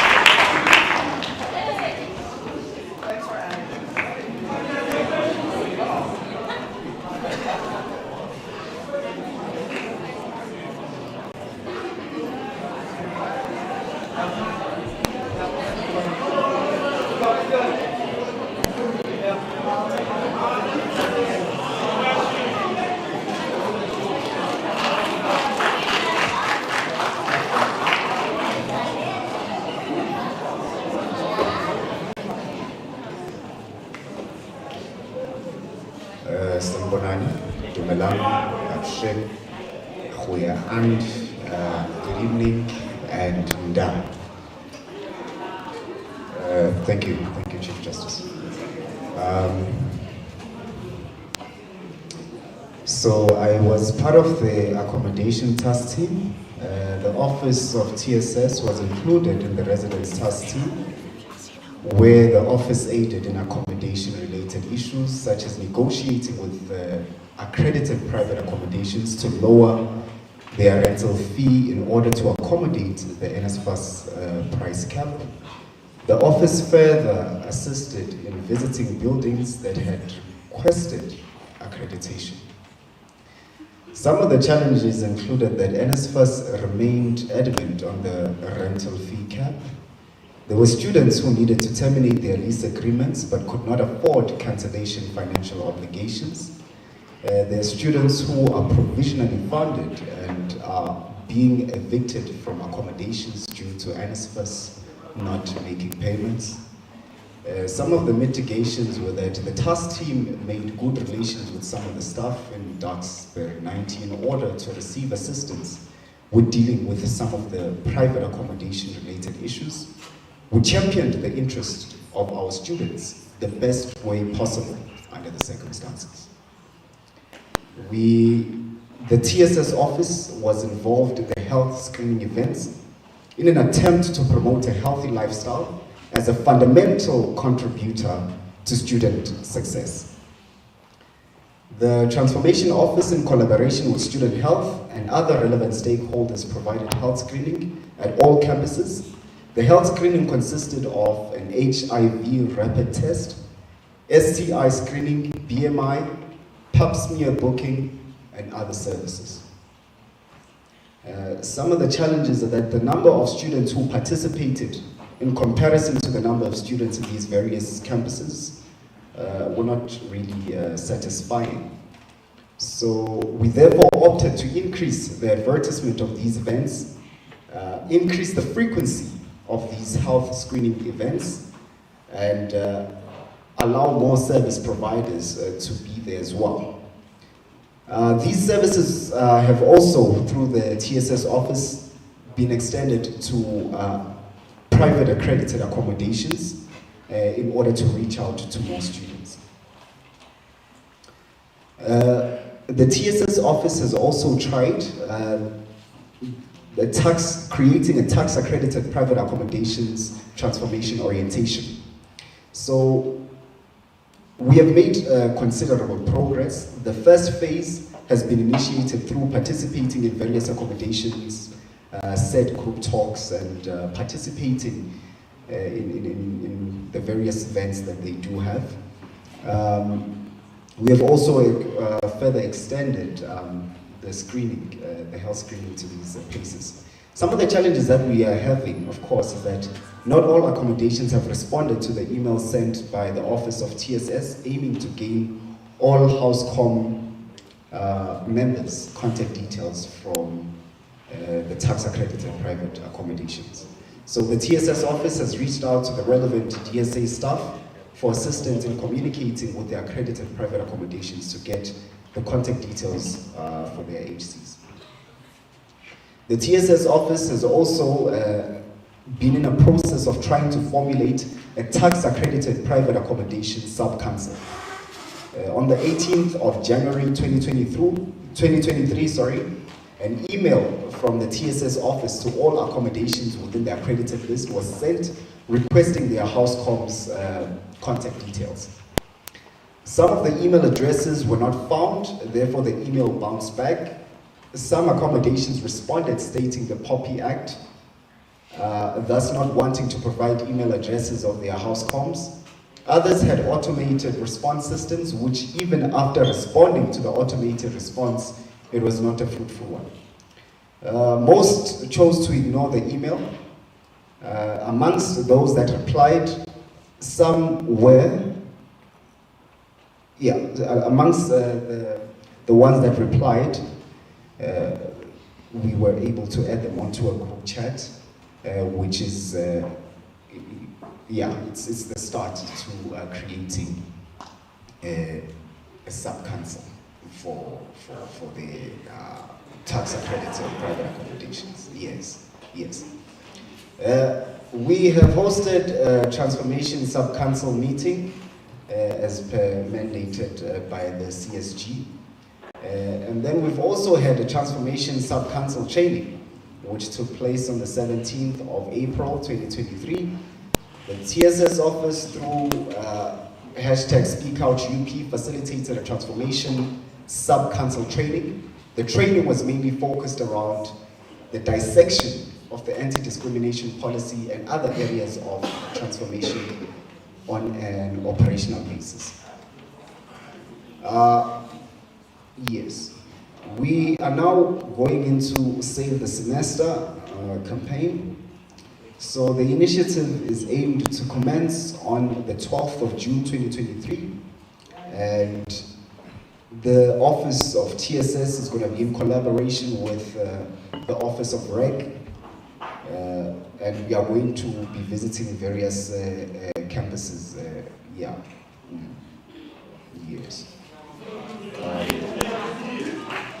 Yes, thank you.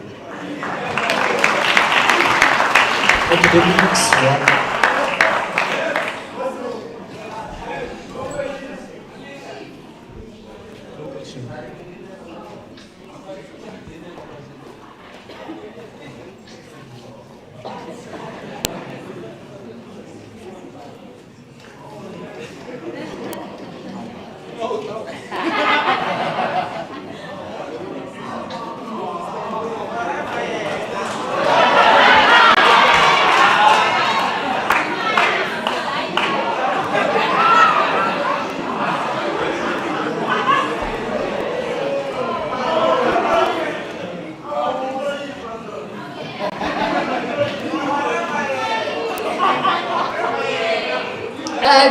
everyone. So Sandile and I will be presenting the report for academics jointly. I will start in approximately halfway. I will hand it over to him.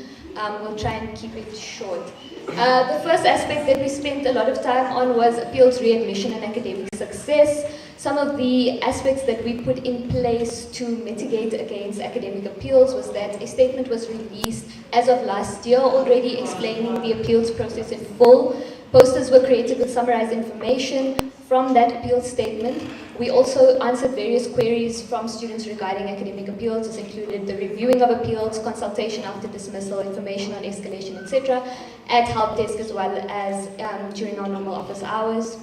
We communicated with the Academic Sub-Council regarding faculty-specific matters, including the due dates for appeals per faculty, when outcomes would be released, and the escalation process per faculty. We also communicated with relevant faculty administration regarding issues arising in the appeals process, as well as communicating with PESA regarding campus and ClickUp access for students awaiting appeal outcomes. There were a number of hiccups involved in this, and so we also compiled and sent lists of students who did not have access when they were supposed to. A statement was also released explaining ClickUp and campus access and the process to escalate appeals to the Senate Review Committee on Readmission, and we communicated on the Senate Review Committee regarding issues raised by students. There were certain students who were concerned that their appeals may not have been sit yet at the committee and other challenges. And obviously on the Senate Review Committee we represented student matters, but Sandile will elaborate on that further. Some of the challenges we faced in this regard is that there were a very high number of queries, resulting in longer than waiting periods than ideal, but this is why we had released the posters and information so that students had something to refer back to while waiting for us to respond. We also faced difficulty in obtaining information from some of the faculties who were highly unresponsive, and we had an unprecedented number of appeals from the EBIT faculty. Specifically in regards to the EBIT faculty, we organized a meeting with the EBIT faculty house prior to the Senate review process so that we could gain the necessary information in order to represent students accurately. A further mitigation measure that we've put in place is that each faculty house has been requested to put together a report on the appeals process in their faculty, and we have also created a summary thereof. This has been sent to the Office of the Vice Principal of Academics, who has promised us that she's going to present this to the Deputy Dean and provide us with feedback after the next Deputy Dean's forum. The next aspect is an initiative that we are trying to put in place, something new called the Pathways Project or Academic Toolkit. The project aims to put together a toolkit of information and resources to assist students with finding alternative directions after they have been excluded or if they're not happy in their current study direction. The idea has been discussed with the FLY Committee and the Vice Principal of Academics, and communication to relevant parties is being put together so that we can start the process of obtaining information.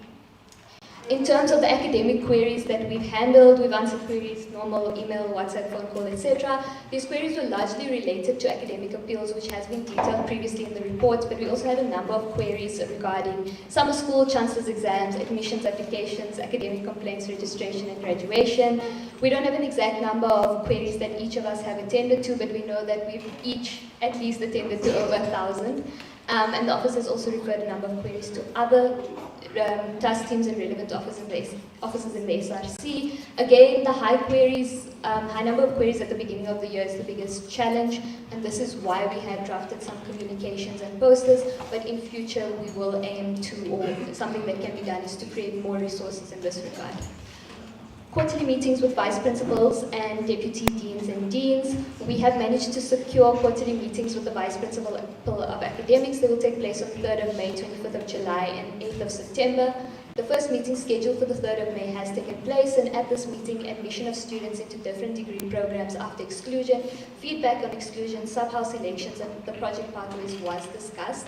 We've also engaged the deputy deans in several of the committees that the academic office sits in, such as the FLY Committee and the Senate Teaching and Learning Committee. In regards to academic awareness, we have released information on the opening of applications, the last day to register modules, academic appeals, access for students awaiting appeals in the Senate Review Committee on Readmission.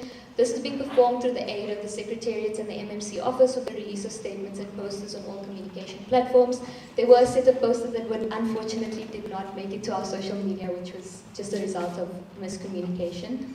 In regards to the Academic Sub-Council, we've had 5 Academic Sub-Council meetings on the 4th of February, 15th of February, 27th of March, 24th of April, and 3rd of May. The minutes for the 4th 15th February and 27th of March have been approved and sent to the SRC Secretariat as per the requirements in the CSG. At the time of this report, the next Academic Sub-Council is scheduled for the 22nd of May, and we plan to hold it in an external campus, and this has already taken place. Some of these meetings were conducted on short notice given the varied schedule at the beginning of the year, but after recess we put together a proper regular schedule. Faculty House query reports. A Google form was created for the purpose which requires faculty houses to provide an overview of academic queries and challenges that they are aware of in their faculty. A trial run was conducted over a week, and responses thereafter are collected every 2 weeks. So basically every 2 weeks, the faculty houses provide us with an overview of the academic matters happening in their faculty. We also then provide feedback to the faculty houses based on their responses.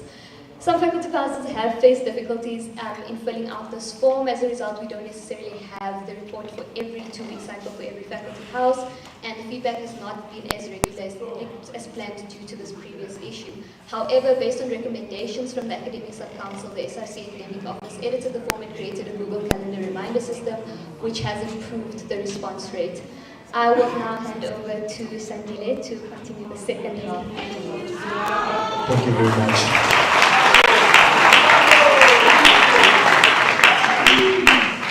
To continue from where she left off, but I think I would not be doing justice if I don't so recognize doctors of society in thinking, those who lead the society in thinking. I recognize you.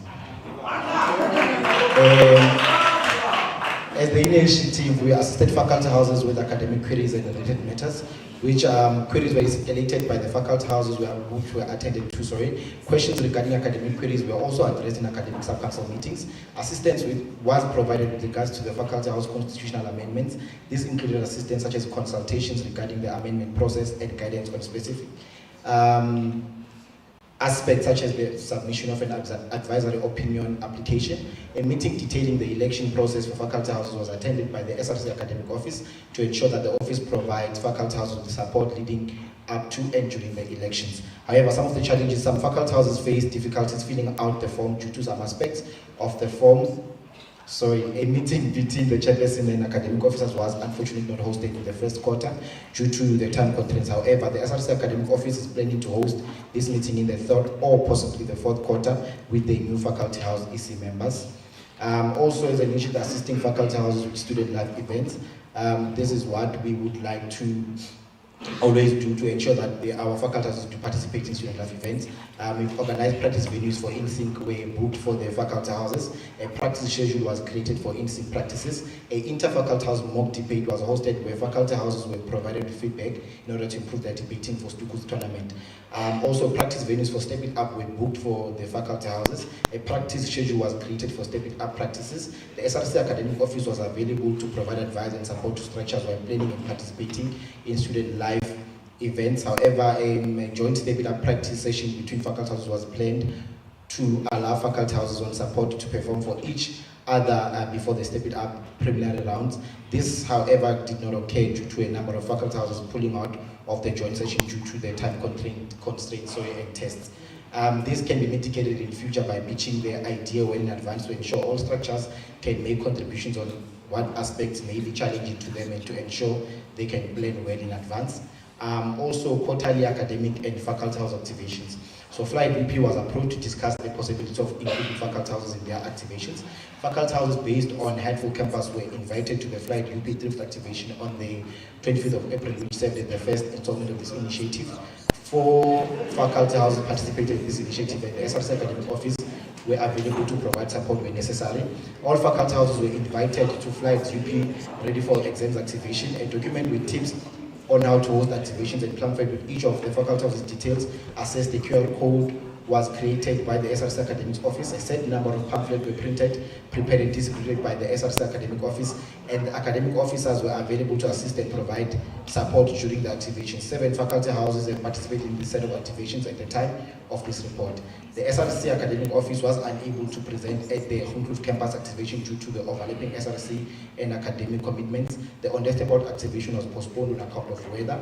However, the assistance of other SRC members was sought where the academic officers could not be present to ensure the faculty houses receive their pamphlet allocation and support if need be.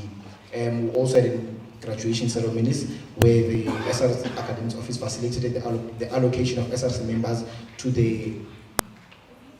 the graduation season. Minor challenges related to availability for some graduation ceremonies.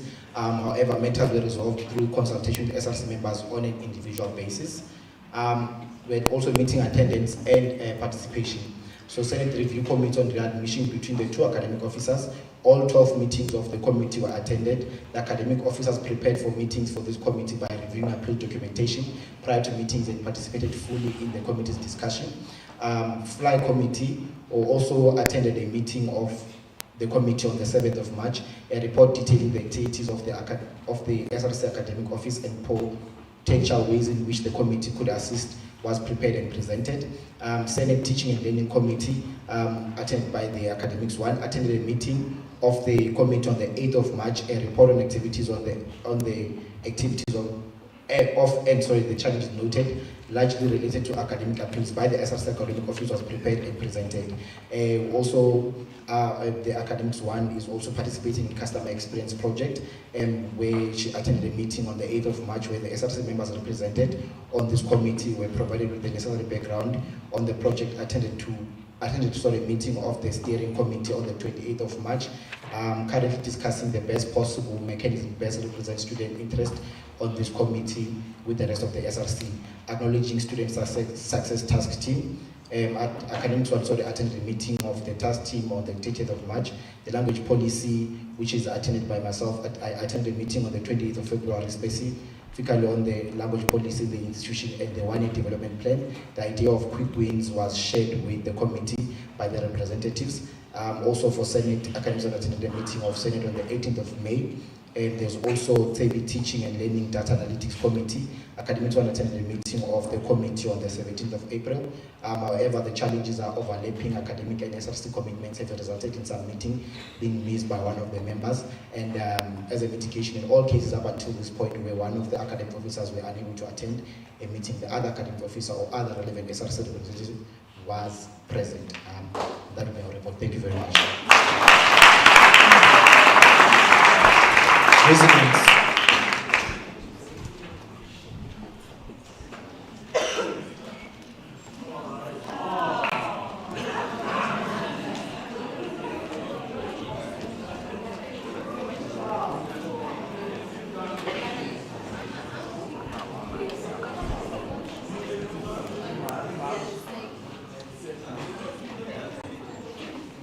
Good evening.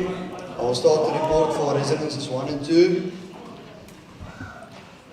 So the summer school initiative, the progress for that is an issue arose with students who stayed in private accommodations and students who were still on the waiting list to be accepted into Tuksrest during the summer school period. There were several reasons for this. Number one, NSFAS and bursary funded private accommodation students were only receiving funding in February when university started. Therefore, they could not afford to put themselves in accommodation debt that they were going to be unable to pay personally. Number two, self-funded private accommodation students were not in the financial position to pay for an upfront fee for the summer school period, and staying in a Tuksrest did not require that of you. The challenges were, this left us with a huge influx of students who had no accommodation for this summer school period. It was at this point that we reached out to Tuksrest and asked if they could accommodate this group of students on a case-by-case basis for the duration of summer school and bill them on the UP student account. The mitigation was, we worked together with Tuksrest as we forwarded any cases brought to our attention to them. Through this system, we were able to accommodate around 50 to 60 private accommodation students for the summer school period and permanently place a few students who are currently on the waiting list.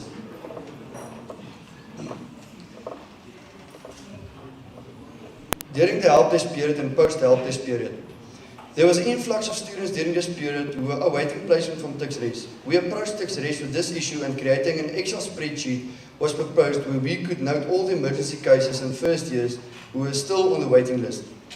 Tuksrest assessed this on case-by-case basis and who assisted where placements were available. We were able to assist plus minus 100 students through this process. We continue to try and assist students every day who are still on the waiting list for Tuksrest residences or who have unique issues within their respective residences.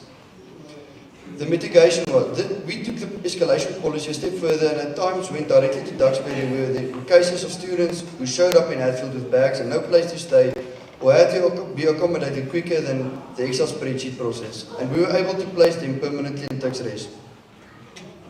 For the private accommodations, we assisted the Transformation and Student Success Office with establishing a private accommodation sub-council.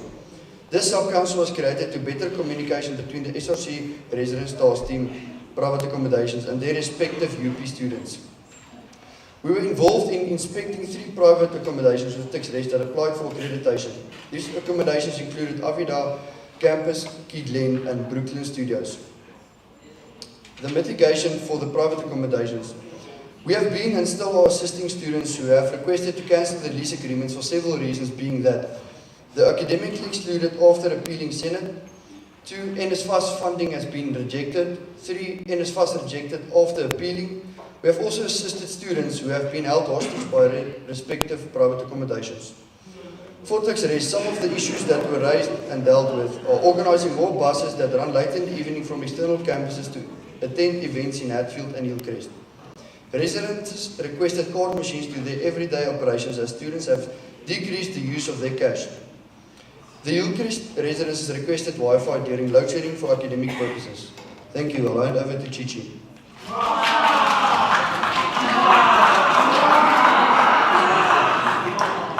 Good evening, everyone.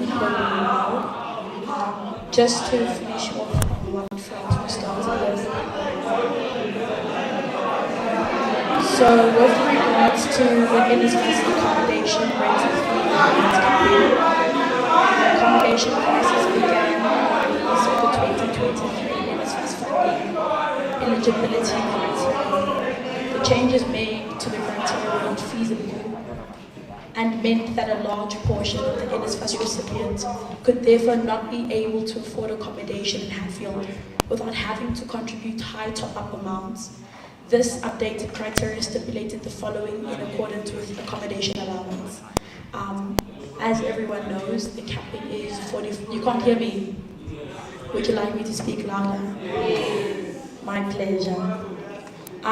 So for university managed self-catering, the cap was stipulated to be 45,000 Rand.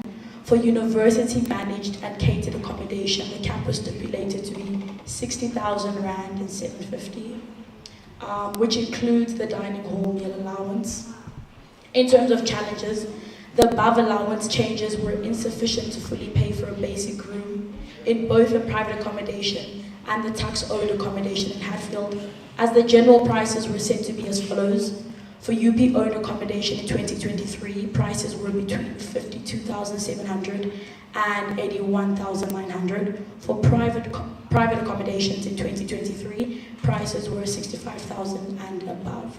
With regards to mitigation, we, along with the accommodation task team, went on a series of engagements with numerous service providers in hopes to persuade them to meet the NSFAS recipients halfway. We also consulted TaxRes, the Financial Aid Office, and the Executive Management of the University of Pretoria, and engaged with them on the proposed possible solutions that we, along with the SRC, drafted. Next point is lease agreement cancellations. Several students have approached our office requesting us to assist in cancelling their lease agreement without paying penalty fees or cancellation fees, due to the service providers failing to fulfill their contractual obligations such as adequate Wi-Fi, safety and security, and operating laundry machines. Due to a lease agreement being, this is with regards to challenges. Keep in mind, although this is a challenge, every student that's approached us this far who's been trying to get out of their lease agreement has successfully exited their lease agreement. Due to a lease agreement being a binding document, it sometimes proves challenging as a third party to get a student out of their lease agreement without paying the necessary fees attached to the cancellation. Last point point from our side, provisionally funded NSFAS students and transferring NSFAS students. Students who are provisionally funded by NSFAS have faced eviction issues and threats due to not paying rent from February. This has resulted in us pleading and requesting private accommodations to give us an extension as we wait for NSFAS to reply to the students regarding their funding. With regards to challenges, several private accommodations have started switching students' Wi-Fi off and blocking/restricting their biometrics due to rent in arrears. Thank you very much. What's the solution? You can ask that question when we do. Student sport.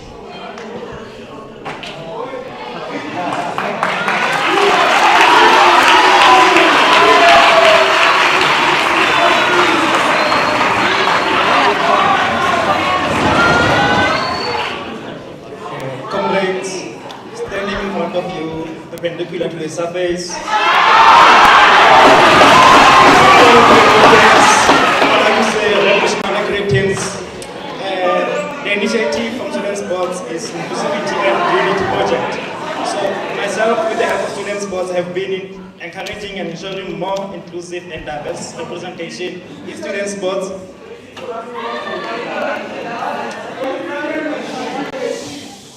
We've been encouraging and ensuring more inclusive and diverse representation in student sports, campus leagues, and other activities. Campus leagues is more of our main or the long-going event, which consists of tax residents and some of the day students, faculty houses, day houses, and they are aware that we are having this campus league that is running throughout the year. The Office of Student Sports, together with Student Sports Committee, have hosted one of the major events in UP called the Olympics. It was held in the 22nd of April 2023. The event was aimed at reviving student culture in the University of Pretoria, but sportically. So the event was more involved in an Olympic way, and we are hosting those Olympic Games. Another initiative was the Student Sports Calendar. We have established the Student Sports Calendar of 2023, and we were advised that this is the preliminary calendar and it is due to change based on load shedding and other logistics.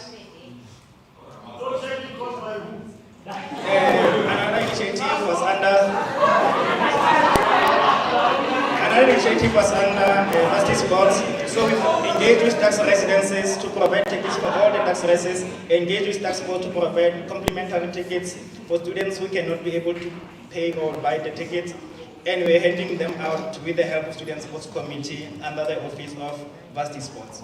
And we have established our sub-council, whereby we can allow societies, day houses, and faculty houses to be able to be part of our sub-council, so that they can hold student sports as a whole accountable and ask their questions, so that they can be able to participate in all the sporting codes of the university. Thank you very much.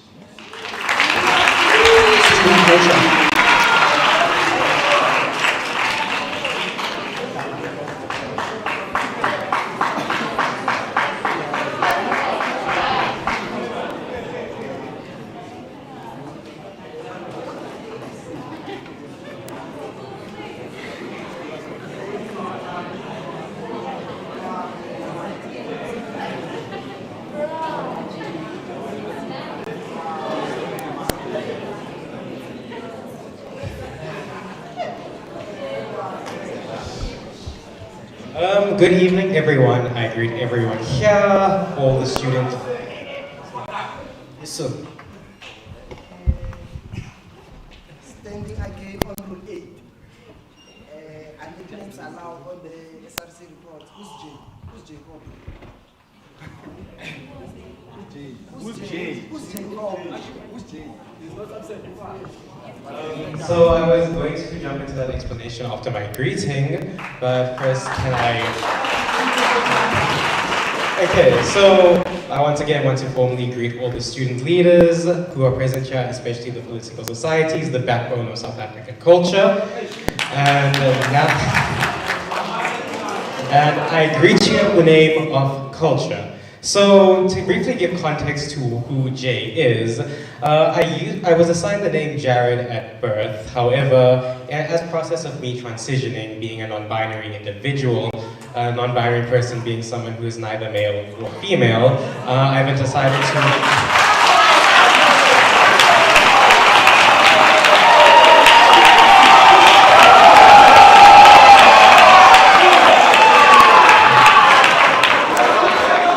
So I've thus adopted a name I feel more comfortable with, and a name that's also consequently easier to pronounce, and I hereby will forever be known as Jay. Thank you very much. So now to jump into my report, the first initiative I would like to report on is the Archives Project. So to give context to what this is, an archive is a historical record of everything a certain structure has done. So initially in my report, I've stated I'm in the process of booking viewings. However, that meeting literally happened yesterday, so I would like to get permission to report on my findings in that meeting, if the floor would allow that. Okay, so... Yeah, cool.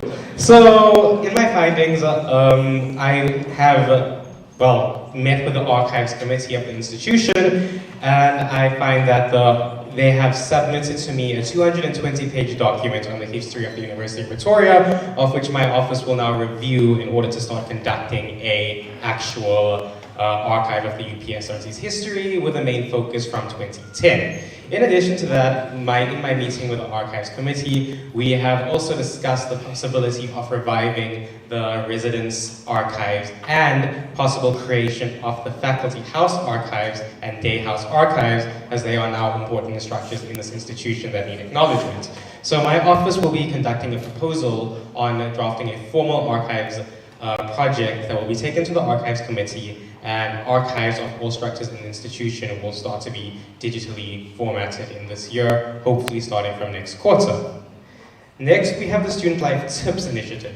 So this is an initiative that is going to start, will probably start before the exam season. Obviously, the best people to ask about how to live student life are the students themselves. So this initiative will make use of the SRC social media pages to ask the students to post tips on how to survive student life.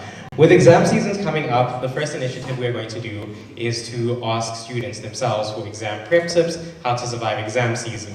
This is going to be an ongoing project throughout the entire year, in which I collect all the tips that have been submitted by students and archive them into a single document that will be submitted to the next year's SRC for safekeeping and for knowledge on how to deal with student issues. The next initiative is the Student Life Survey. To give context to what this is a project that I would like to work with, not just through my office, but the Office of Transformation and Student Success, as well as the Student Wellness Committee, to discuss what is actually going on with mental health in students. What are their problems? Why are they stressing? This will then be conducted through the student counseling unit, so we can develop actual reasonable methods to help students cope with stress. The next project is Indigenous Games Day, and in context with that, I will also mention Heritage Day Culture Showcase. These are events that are going to be held later on in the year under my office, and of course they have not been initiated because they will occur later in the year. However, they are in the process of being planned. The next initiative that happened in my office, which is done with assistance of the Deputy Secretary General of the SRC, is the Visibility Plus Committee. So, in myself, I am at the acting secretariat of this committee. I handle all the administration. I've sent out invites to all structures. I believe by now we have sent out invites to all structures that we want represented. Initially, only registered organizations in the institution. However, through our advocacy, we will now also be giving societies that are, for any reason whatsoever, not registered but play an important role in this institution, their rightful place to be represented in this committee. Now to get onto the main point of my portfolio, student culture, or STUCU. So STUCU has conducted many events since Q1, the first of which being InSync, which is the annual first-year concerts.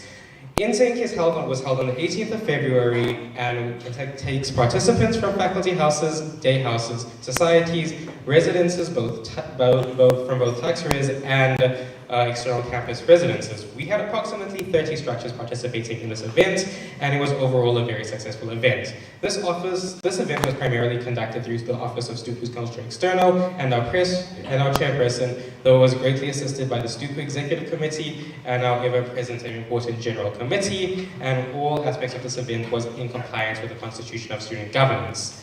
The second event conducted by Stuku was UP's Got Talent.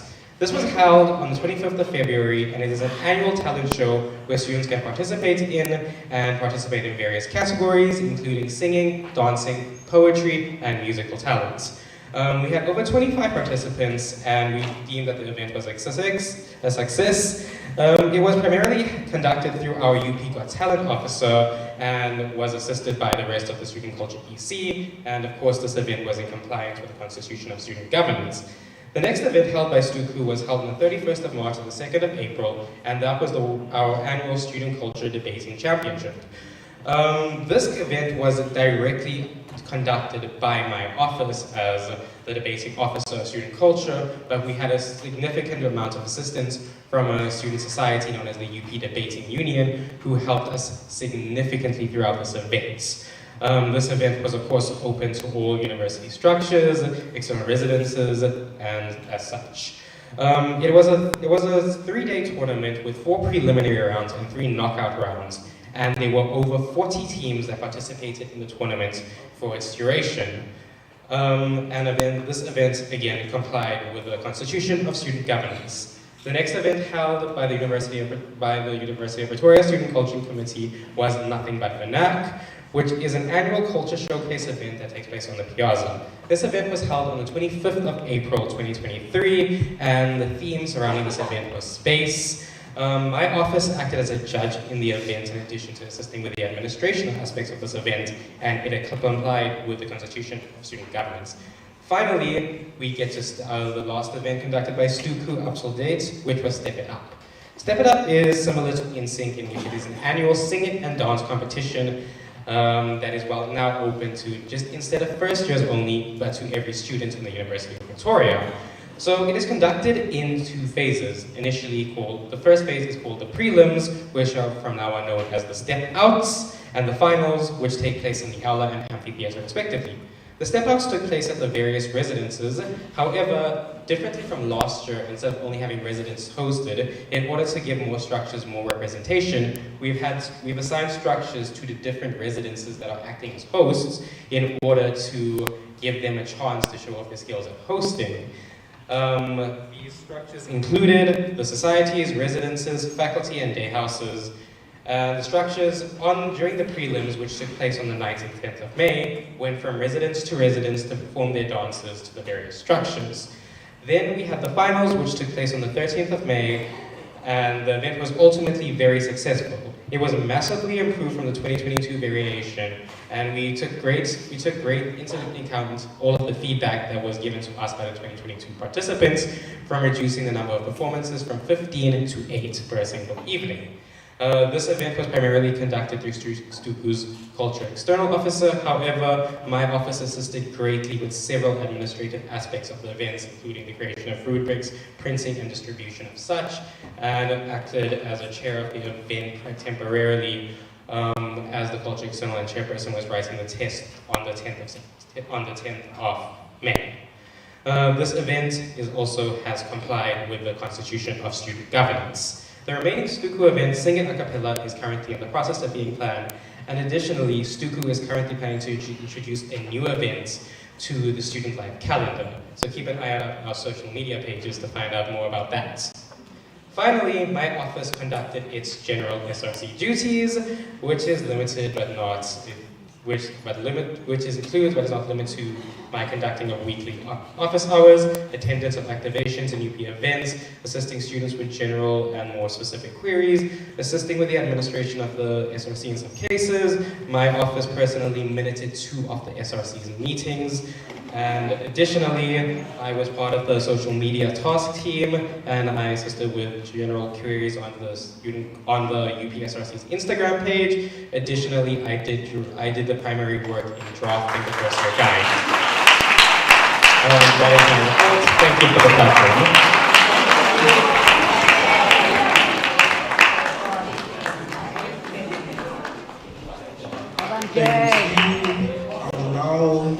terms of Rule 35.3, call for a short recess. It will be 15 minutes. In that time, you can come forward to the gentleman for a right to write your name for questions without notice. Thank you. 15 minutes. So that will be 20 past. 20 past will continue. Thank you.